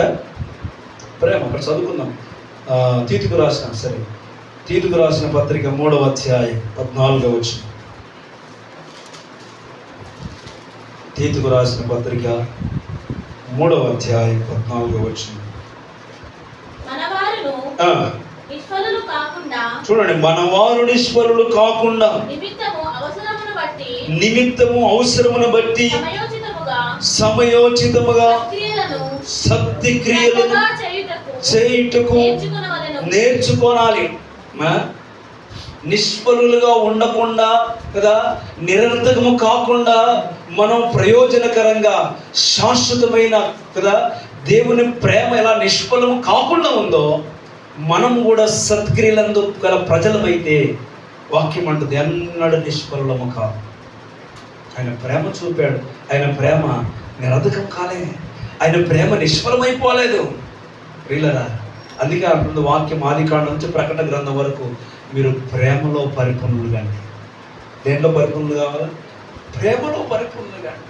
మీరు సహోదర ప్రేమ కలిగి ఉండండి కదా, నిష్కపటమైన ప్రేమ కలిగి ఉండండి. ఇంకా కొరింథీ పత్రికలో మనం 13వ అధ్యాయం కింద మొత్తం ప్రేమ ఎలా ఉంటుందో దానికి ఉన్న గుణగణాలు వర్ణిస్తాడు. ప్రేమ కలిగి సత్క్రియలు. ఇంకో చోట అంటాడు ప్రేమ కలిగి ఉండాలి. ఇంకో చోట అంటాడు కీడుకు ప్రతి కీడు ఎవరికి చెయ్యదు. కీడుకు మానవ నైజం ఏంటంటే తెలుసా? మానవ నైజం ఏంటో తెలుసా? కీడు చేస్తే మళ్ళీ 2 గంటలు తీయాలి. పగ అంటే పగ తీర్చుకోవాలి. కానీ వాక్యం అలా చెప్తే అది సత్క్రియ అనట్లేదు. అందుకే హేబేలు దేవునికి బలి అర్పించాలనుకున్నాడు. కయ్యను కూడా బలి అర్పించుకోవాలి. మొదటి దంపతుల కుమారులు వీళ్ళు. దేవుడేమో మీ పంటలను తీసుకురా, నీ మందుల నుంచి తీసుకురా అని అడగలే దేవుడు. వీళ్ళకి వచ్చిన ఆలోచన అంటే మనం దేవుని ఆరాధించాలి, దేవునికి అర్పించాలి అని. హేబేలు గొర్రెలు కాసుకునేవాడు. గొర్రెల మందలు ఉన్నాయి, వాటిలో శ్రేష్టమైన వాటిని తీసుకొచ్చి బలిపీఠము కట్టి బలి అర్పిస్తే హేబేలు బలి అర్పణ దేవుడు అంగీకరించినట్టు. హేబేలు బలి అర్పణ కయ్యను కూడా అర్పించాడు, కానీ కయ్యను అర్పణ అంగీకారం లేదు, దేవునికి ఇష్టం లేదు. ఎప్పుడైతే దేవుడు హేబేలును, ఎందుకు హేబేలును మీరు దేవుడు అంటే ఆయన అంగీకరించడంటే, గొర్రెపిల్ల యేసుక్రీస్తుకు ముందు గుర్తుగా ఉంది. నీ ప్రతి అర్పణలో, నీ ప్రతి దాంట్లో క్రీస్తు కనబడాలా, మనం కనబడద్దు. మనం అర్పించే అర్పణ ఎలా అర్పిస్తామంటే నాది నాది నాది అన్నట్టు అర్పిస్తాం, దేవునిది అన్నట్టు అర్పించాలి. అప్పుడు అది దేవుడు అంగీకరిస్తాడు. కయ్యను తమ్ముడు తెచ్చాడని తెచ్చాడు అంతే. ఒకవేళ శ్రేష్టమైన పంటలను తెస్తే దేవుడు అంగీకరించేవాడేమో. అర్థమవుతుంది కదా? అక్కడ క్రీస్తుకు ముందు గుర్తుగా గొర్రెపిల్ల కనబడింది క్రీస్తు బలియాగం అక్కడ కనబడింది బలిపీఠం మీద. అందుకే అంగీకరించబడ్డాడు. ఎప్పుడైతే కయ్యను అర్పణ అంగీకారంగా లేదో కయ్యను కోపం తెచ్చుకున్నట్టు రాయబడింది. కయ్యను కోపం తెచ్చుకోగానే పగ పెంచుకున్నట్టు కనబడింది. పగ పెంచుకోవడమే కాదు, నిర్దాక్షిణ్యంగా ఏబేలును చంపాడు. ఏబేలును ఏం చేశాడు? మొదటి నరహత్య జరిగిపోయింది. ఆదికాండం అంటే ఆరంభాల గ్రంథం, అన్నిటికీ ఆరంభం. సృష్టికి ఆరంభం, పాపానికి ఆరంభం, మన నీతి కూడా ఆరంభం, మరణానికి ఆరంభం, జీవానికి ఆరంభం. అందుకే ఆదికాండం అంటే ఆరంభాల గ్రంథం. మొదటి నరహత్య జరిగిపోయింది. ఏబేలు రక్తం ఒలికించబడింది. నేలలో నుంచి ఏబేలు రక్తం అట దేవునికి మొరపెట్టిందట. మొరపెడితే దేవుడు దిగి వచ్చాడు. దిగి వచ్చి కయ్యేనేనా ఏబేలు అన్నవారు కయ్యనే కదా. కయ్యను అడుగుతుందట, దేవుడు అడుగుతున్నాడు, ఏబేలుని అడుగుతున్నాడు, కయ్యను నీ తమ్ముడు ఎక్కడా అంటే ఏమంటున్నాడు? కయ్యను నోరు ఉపదేశం వింటే జ్ఞానంతో మాట్లాడాలి కదా. కయ్యను తెలుసా, కోపం తెచ్చుకొని నా తమ్మునికి నేను కావలి వాడనా. ఈరోజు అలాగ అయిపోయారు పరిస్థితులు. నా వాళ్ళకి నేను కావలి వాడనా అని వ్యతిరేకంగా మాట్లాడుతున్నా. అప్పుడు ప్రభు అన్నాడు, ఎందుకు తల దించుకున్నావు? నువ్వు సత్క్రియ చేసి వేయడలేని తల ఎత్తుకుంటావు కదా. ప్రేమకు బదులు నరహత్య చేశావు. అవునా? సమాధానానికి బదులు, సంతోషానికి బదులు కీడు చేశావు. కీడు చేయడం సత్క్రియ? సత్క్రియ. నరహత్య చేయడం సత్క్రియ? ఆ రోజేమో కత్తితో కథం చేశాడు, ఈరోజు నాలుకతో కథం చేసేస్తున్నారు. చేయట్లేదా? నాలుకతో చంపేస్తున్నారు. దేవుని పెట్టారు. వాక్యం అంటుంది, సమాధానం గలదాయి వాళ్ళమై మనం ఉండాలి. కీడుకు ప్రతి కీడు ఎవరికి చెయ్యదు. సత్క్రియలు బైబిల్ చెప్తుంది, చేతనైనంత మటుకు మేలు చేయి. మేలు చేత కాకపోతే సైలెంట్ అయిపో. మేలు చేత కాకపోతే సైలెంట్ అయిపో. కానీ కీడు మాత్రం దేవుని వాక్యం కోరుకుంటుంది, సమాధానాన్ని వెతుకు, నీతిని వెంటాడు. నీతి కొరకు మనం ప్రయాసపడాలి. నీతి కొరకు ఆకలిదప్పులు కొనాలి. నీతి కొరకు అన్నపానాలు మానుకోవాలి. నీతి కొరకు కదా ప్రయాసపడాలి. దీన్ని పక్కన పెట్టాం. నీతి కొరకు ప్రాకులాడతలేము. శిష్యులు యేసుప్రభు ఏమంటే పరిగెడుతున్నారు. చాలా మంది గుంపులు వస్తున్నారు. అరే బాబు, మీరు ఎందుకు వస్తున్నారు నాకు తెలుసు అన్నాడు యేసుప్రభు. ఎందుకు వస్తున్నా అంటే మంచి భోజనం దొరుకుతుందండి కదా. మీరు ఎందుకు వస్తున్నా అంటే అద్భుతాల కొరకు వస్తున్నారు. అద్భుతాలు చేయని భోజనం దొరకాలన్నాడు. ఆ తర్వాత 70 మంది శిష్యులు అయిపోయారు. 500 మంది శిష్యుల నుంచి 70 మంది శిష్యులకు వచ్చాడు యేసుప్రభు. 70 మంది శిష్యులు కూడా వచ్చినప్పుడు అన్నాడు, మళ్ళీ తిండి కొరకే వస్తున్నారా మీరు? అక్కడ అద్భుతం చేసినా కూడా సంబరపడి చప్పట్లు పడుతున్నారు. మీరు మారు మనసు లేదు. అయితే మీరు బ్రతకాలంటే, మీరు సజీవంగా ఉండాలంటే నా శరీరం తిన్న రక్తం తాగాలన్నాడు. ఇదేంద్ర బాబు కొత్త పెడుతున్నారు బోధని సగం మంది కాలైపోయారు.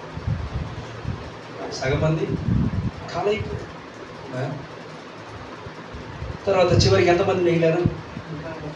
ఎంతమంది? 12 మంది. 12 మందిలో ఒకడు యేసుప్రభుని నమ్ముకున్నాడు. పేతురేమి యేసుని ఎరగలే అంటాడు. యేసు గాయాల్లో ఏలి పెడితే కానీ నమ్మను అంటాడు ఒకడు. కొంతమంది అమ్మాయి దారిని పడ్డాడు. యాకోబు అయితే గెత్సేమనే తోటలే పారలైపోయాడు. దొంగలంతా కదా. అక్కడ కూడా నిలవలే. దేవుడు పెట్టలేరా? వాక్యం అంటుంది, నీతిని ఎక్కడ వెతికారు? నీతిని ఎక్కడ వెతికారు? ఏసే నీతి, ఆ నీతి వారి దగ్గరకు వస్తే అందరూ దూరం అయిపోయారు. ప్రేమ, సమాధానము, నీతి ఈరోజు మనం కలిగి ఉండగలిగితే ఇవి అన్నడూ మన నిష్ఫలం కానివు. కీడు ఈయనకి రాలి యేసు ప్రభు మేలు చేయడానికి వచ్చాడు. ప్రేమ చూపడానికి వచ్చాడు. కక్షలు పెంచడానికి రాలే. తర్వాత ఈ లోకంలో నీతి ఎవరికి లేదు, ఆయన నీతిని మనకి ఇవ్వడానికి వచ్చాడు. వాక్యం అంటుంది నిష్ఫలము కానిది ఏంటంటే సత్క్రియలు అనే విషయాన్ని జ్ఞాపకం చేస్తుంది. 4వది. 5వది ఏంటో తెలుసా? పేతురు 2వ పత్రిక 1వ అధ్యాయం 5 నుంచి 8 వచ్చింది. పేతురు 2వ పత్రిక 1వ అధ్యాయం 5 నుంచి 8 వచ్చింది. ఆ హేతువు చేతనే మీ మట్టుకు మీరు పూర్ణ జాగ్రత్త గలవారై మీ విశ్వాసమందు సద్గుణములు, జ్ఞానమును, ఆశానిగ్రహమును, సహనమును,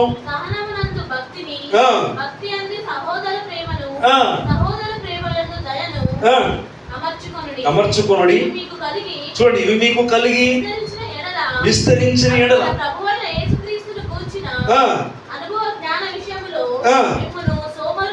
చూడండి, సోమరులు కాకుండా నిష్ఫలులు కాకుండా చేస్తాయి. ఈ సద్గుణాలు మీరు కలిగి ఉంటే, ఇక్కడ చెప్పే మాట, నేను చివరి చెప్పే మాట ఏంటంటే, మొదటిదేమో సత్క్రియలు కదా, ప్రేమ, సమాధానం, నీతిని గురించి చెప్పాను. ఇక్కడ అంటున్నాడు మీ పరిపూర్ణమైన విశ్వాసానికి ఈ సుగుణాలు ఉండాలి. మీ విశ్వాసానికి ఏముండాలట? ఈ సుగుణాలు, సద్గుణాలు కలిగి మీరు ఉంటే ఏ విషయంలో నిష్ఫలులు కాదు. అర్థమవుతుంది కదా? విశ్వాసము, సద్గుణము అవన్నీ కూడా రాస్తున్నాడు. జ్ఞానము కదా, అవన్నీ కూడా మళ్ళీ చదవం ఒకసారి చూడండి. ఫస్ట్ విశ్వాసమునకు ఏముండాలి? సద్గుణము. సద్గుణమునికి ఏముండాలా? జ్ఞానం ఉండాలా. జ్ఞానానికి ఏముండాలట? ఆశా నిగ్రహం ఉండాలా. ఆశా నిగ్రహానికి ఏముండాలా? సహనం ఉండాలా. సహనమునందు భక్తి. మనమే ముందు భక్తి పెట్టుకుంటాం కదా, ఇవన్నీ ఏముండవు. భక్తిని ముందు పెట్టేస్తామా? భక్తి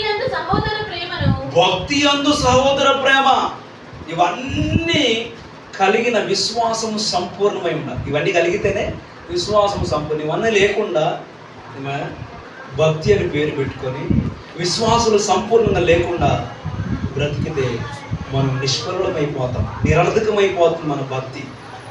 వాక్యం అంటుంది సంపూర్ణమైన విశ్వాసములకు సద్గుణములు కలిగిన వారైతే ఎన్నడూ నిష్ఫలుడు కాదు. కానీ ఈ రోజున మన విశ్వాసం సంపూర్ణంగా ఉందా? మనం అన్నతో మాట్లాడుకుంటూ ఒక వచ్చి మాట్లాడుతూ మన విశ్వాసం ఎంత తమ్మి అంటే గుమ్మడికాయ అంతే కంటే ఎక్కువ ఉందన్న అన్న విశ్వాసం. కానీ ప్రభు అన్నాడు ఆవగింజంత విశ్వాసం ఉంటే చాలు. ఎంత ఉంటే? మీకు లేదు ఆవగింజంత? లేదన్నా. ఆవగింజంత విశ్వాసం మనకుంటే కొండలు పెకిలించబడతాయి. అంటే ఆవగింజ ఉద్దేశం ఏంటంటే సంపూర్ణత గుర్తు, పరిపూర్ణత గుర్తు. అన్ని విత్తనాలకి ఒక చోట ఇట్లా నొక్కుబడి ఉంటుందట. మీరు విత్తనాలను పరిశీలన చేస్తే. కానీ ఆవగింజ ఒక నొక్కు ఉండదట. దాంట్లో పిండి సంపూర్ణం ఉండదు. అసలు అక్కడ ఏమి అవకతవక రౌండ్ ఉండదు. మీరు ఎప్పుడైనా పరిశీలన చేయండి, తాలింపులు వేసుకుంటారు కదా. అంటే విశ్వాసం ఎలా ఉండాలంటే సంపూర్ణంగా ఉండాలి. మీరు నమ్మిన దాన్ని నిజమని నమ్మాలి. నిరీక్షించు వాటి నిజ స్వరూపమే విశ్వాసం కదా. ఏదైతే చూస్తారేమో ఉంది అంటే నమ్మాలి. దేవుని విషయాలు, లోక విషయాలు చెప్పట్లేదు నేను. పరలోకము, దేవుడు, వాక్యం, దేవుని విషయాలు మనం చూడకయ్యాలి. నమ్మితే విశ్వాసము ద్వారా పరలోకాన్ని చూడాలి, విశ్వాసము ద్వారా దేవుని చూడాలి, విశ్వాసము ద్వారా గొప్ప కార్యాలు చూడాలి, విశ్వాసము ద్వారా ముందు స్థితిని మనం చూడాలి. అదే సంపూర్ణత. ఈరోజు అంత పరిపూర్ణతలోకి వచ్చామా? అరే మన భక్తులు ఇలా ఏడిసాయి, మన బతికిలు మన ఇలా ఉన్నాయి, ఇలాగంటే అవిశ్వాసముల నిట్టూర్పుల్లోనే ఉన్నాం. కానీ వాక్యం అంటుంది నీ సంపూర్ణమైన విశ్వాసములకు సద్గుణములు జోడిస్తే నువ్వెన్నడూ నిష్ఫలము. నీ జీవితాన్ని క్రమంగా కట్టుకుంటా. విశ్వాసానికి సద్గుణం, సద్గుణానికి జ్ఞానము, జ్ఞానానికి ఆశానిగ్రహం, ఆశానిగ్రహానికి సహనం, సహనానికి భక్తి, భక్తికి సహోదర ప్రేమ. అందరు కలిస్తేనే భక్తి చేయడానికి అనుకూలంగా ఉంటుంది. సహోదరు లేకపోతే ఒకడే వంటి భక్తి ఏం భక్తి కదా? ఇవన్నీ ఒకదానికొకటి కనెక్ట్ చేయబడ్డాయి, ఒకదానికొకటి ఈ గుణములు సద్గుణములు కలిగి ఉన్నప్పుడు అంటే మీరు ఎన్నడూ నిష్ఫలుడు. వాక్యం అంటుంది దేవుడు నిష్ఫలుడు కాదు, నిరర్థకమైపోయేవాడు కాదు. నేను నిష్ఫలము కాకుండా అంటే ఆయన కృప నిష్ఫలము కాదు, ఆయన వాక్యం నిష్ఫలము కాదు, ఆయన ఉపదేశం నిష్ఫలము కాదు, సత్క్రియలు నిష్ఫలము కాదు, ఇంకా సద్గుణములు విశ్వాసమునందు సద్గుణములు కలిగి ఉండటం నిష్ఫలం. సంపూర్ణమైన విశ్వాసం కలిగి ఉండటం, విశ్వాసం కలిగి ఉండటం నిష్ఫలము కాదు. పరలోకంలో 3 ఉంటాయి, చెప్తారా? ఏముంటాయి ఏముంటాయి అన్న? కొరింథీ మొదటి పత్రిక 13వ అధ్యాయం చివరి వచనం చూడండి ఒకసారి. చదువు ఆ మాట. కాగా విశ్వాసము, నిరీక్షణ, ప్రేమ ఈ 3 నిలుస్తాయి. ప్రేమ ఏంటంటే విశ్వాసము, నిరీక్షణ, ప్రేమ ఇవట శాశ్వతంగా నిలుస్తాయట. వీటిలో శ్రేష్టమైనది ఏంటట? ప్రేమ. విశ్వాసం దేవుడు కనబడగానే అయిపోతుంది, ఆయన రాజ్యము, ఆయన వాగ్దానం నెరవేరగానే అయిపోతుంది. మనం దేన్నైతే నిరీక్షిస్తున్నామో ఒకటి లేదు, పరలోకం కనబడతలే, దాని కొరకు మనం నిరీక్షిస్తున్నాం. అబ్రహాం, ఇస్సాకు, యాకోబు కూడా అది పొందిన తర్వాత, అది కనబడిన తర్వాత, దాంట్లో ప్రవేశించిన తర్వాత ఇక నిరీక్షణతో పని లేదు. కానీ ప్రేమ శాశ్వతంగా ఉంటుంది. కాబట్టి పరలోకంలో ఉండేది ఏంటిది? ప్రేమ. కొదమ సింహానికి క్రోధం ఉండదు కదా. నాగుపాము పొట్ట యొద్ద పసిపిల్లవాడు ఆడుకుంటాడు, గొర్రె పిల్ల కొదమ సింహం కలిసి గడ్డి మేస్తుంది. అంటే క్రోధము, కక్షలు లేవు, ప్రేమ. ఆమె నల్లయ్య ఆ దేవుని రాజ్యం. ప్రేమ శాశ్వతమైంది కనుక నిష్ఫలము కానిది కనుక మనం నేర్చుకున్నాం. అలాగ మన జీవితాలు నిష్ఫలము కాకుండా ప్రభు మనకిచ్చిన కృపలో ముందుకు వెళ్ళాలని దేవుడు మాట్లాడాలని కృప దేవుడు మనకు, మన కుటుంబాలకు ప్రసాదించింది కాక ప్రార్థన చేసుకుందాం. లేచిన పడదాం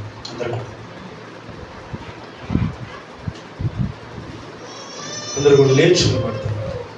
దేవా, నిష్ఫలము కాని నీ కృపను మాకు ఇచ్చావు, నిష్ఫలము కాని నీ వాక్యం మాకు ఇచ్చావు, నిష్ఫలము కాని నీ ఉపదేశమును మాకు ఇచ్చావు, నిష్ఫలము కాని సత్క్రియలు చేసే కృపను, సత్క్రియలు యందు మమ్మల్ని ఆసక్తి గల ప్రజలుగా చేసేందుకే వందనాలు చెప్పు.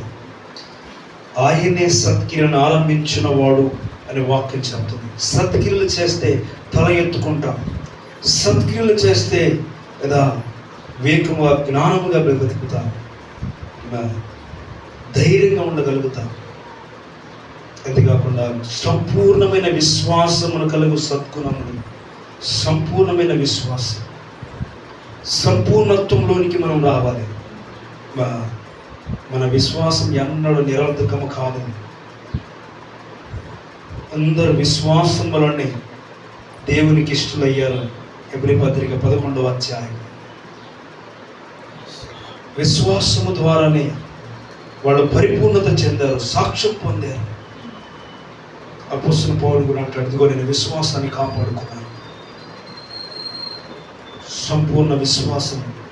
నేను ఎప్పుడు ఓటమి పాలు చేయదు. దేవుని నమ్మే విషయంలో విశ్వాసం కలిగి ఉండు, సంపూర్ణ విశ్వాసం కలిగి ఉండు. మనుషులు నమ్మకాన్ని దేవుని నమ్ము, పరిస్థితుల నమ్మకాన్ని దేవుని నమ్ము. దేవుడు నేను నిలబెడతాడు. ప్రార్థన చేసుకున్నాం. దేవా, నిష్ఫలము కానివి మాతో మాట్లాడు. మేము నిష్ఫలమై కాని వాటిని మేము పొందకుండా, నిష్ఫలమైపోయే మా జీవితాలు, నిరర్థకమైపోయే మా జీవితాల్లోనే మునిగి తేలుతున్నామేమో తండ్రి. నిష్ఫలము కాని శాశ్వతమైన జీవంలోనికి, నిష్ఫలము కాని బ్రతుకులోనికి మమ్మల్ని నడిపించమని ప్రార్థిస్తున్నాం. అయినా సాయం చేయాలని ప్రార్థన చేద్దాం. పరిశుద్ధుడా, మహోన్నతుడా, గొప్ప దేవా, శివాధిపతి నీకు స్తోత్రం. ఇంతవరకు నేను మాటను బట్టి స్తోత్రం. చిన్న బిడ్డలందరూ దీవించు, పేరు వరుస నీ కృప, నీ వాక్యం, నీ ఉపదేశం సత్క్రియలు, సంపూర్ణ విశ్వాసము, సద్గుణములు కలిగిన విశ్వాసం మా అందరికీ ప్రసాదించు. ఉన్న వీళ్ళందరినీ దీవించండి, ఆస్వాదించండి. చిన్నల మొదలుకొని పెద్దల వరకు ఆయన నీ మందిరంలో నుంచి దీవిస్తున్నాను. శాంతి సమాధానాలు కలుగునుగాక, సమృద్ధి కలుగునుగాక, నిష్ఫలుడు కాకున్నట్లు చేయమని ప్రార్థిస్తున్నాను.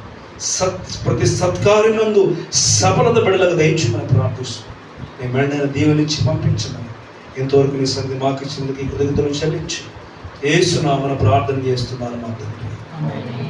మన పరమ తండ్రి దేవుని ప్రేమ, యేసుక్రీస్తు కృప, పరిశుద్ధాత్మ దేవుని సహవాసం, సన్నిధి కాపుదల భద్రత కూడా మనందరికీ సకల పరిశుద్ధులకు ప్రభుత్వ పర్యంతరం సదాకాలము తోడై నడిపించును గాక. ఆమేన్. అందరం చేతులతో పాట పాడి ముగించుకుందాం. తండ్రి కుమార శుద్ధాత్మకును తగు స్తుతి మహిమలు కలుగాక. ఆదిని నేపుడు ఎల్లప్పుడు నైనట్లు యుగములు నాను. ఆమేన్. తండ్రి కుమార శుద్ధాత్మకును తగు స్తుతి మహిమలు కలుగాక. ఆమేన్. మీకందరికీ వందనాలు. ఆరాధన ముగించుకోండి. God bless you. దీవించు.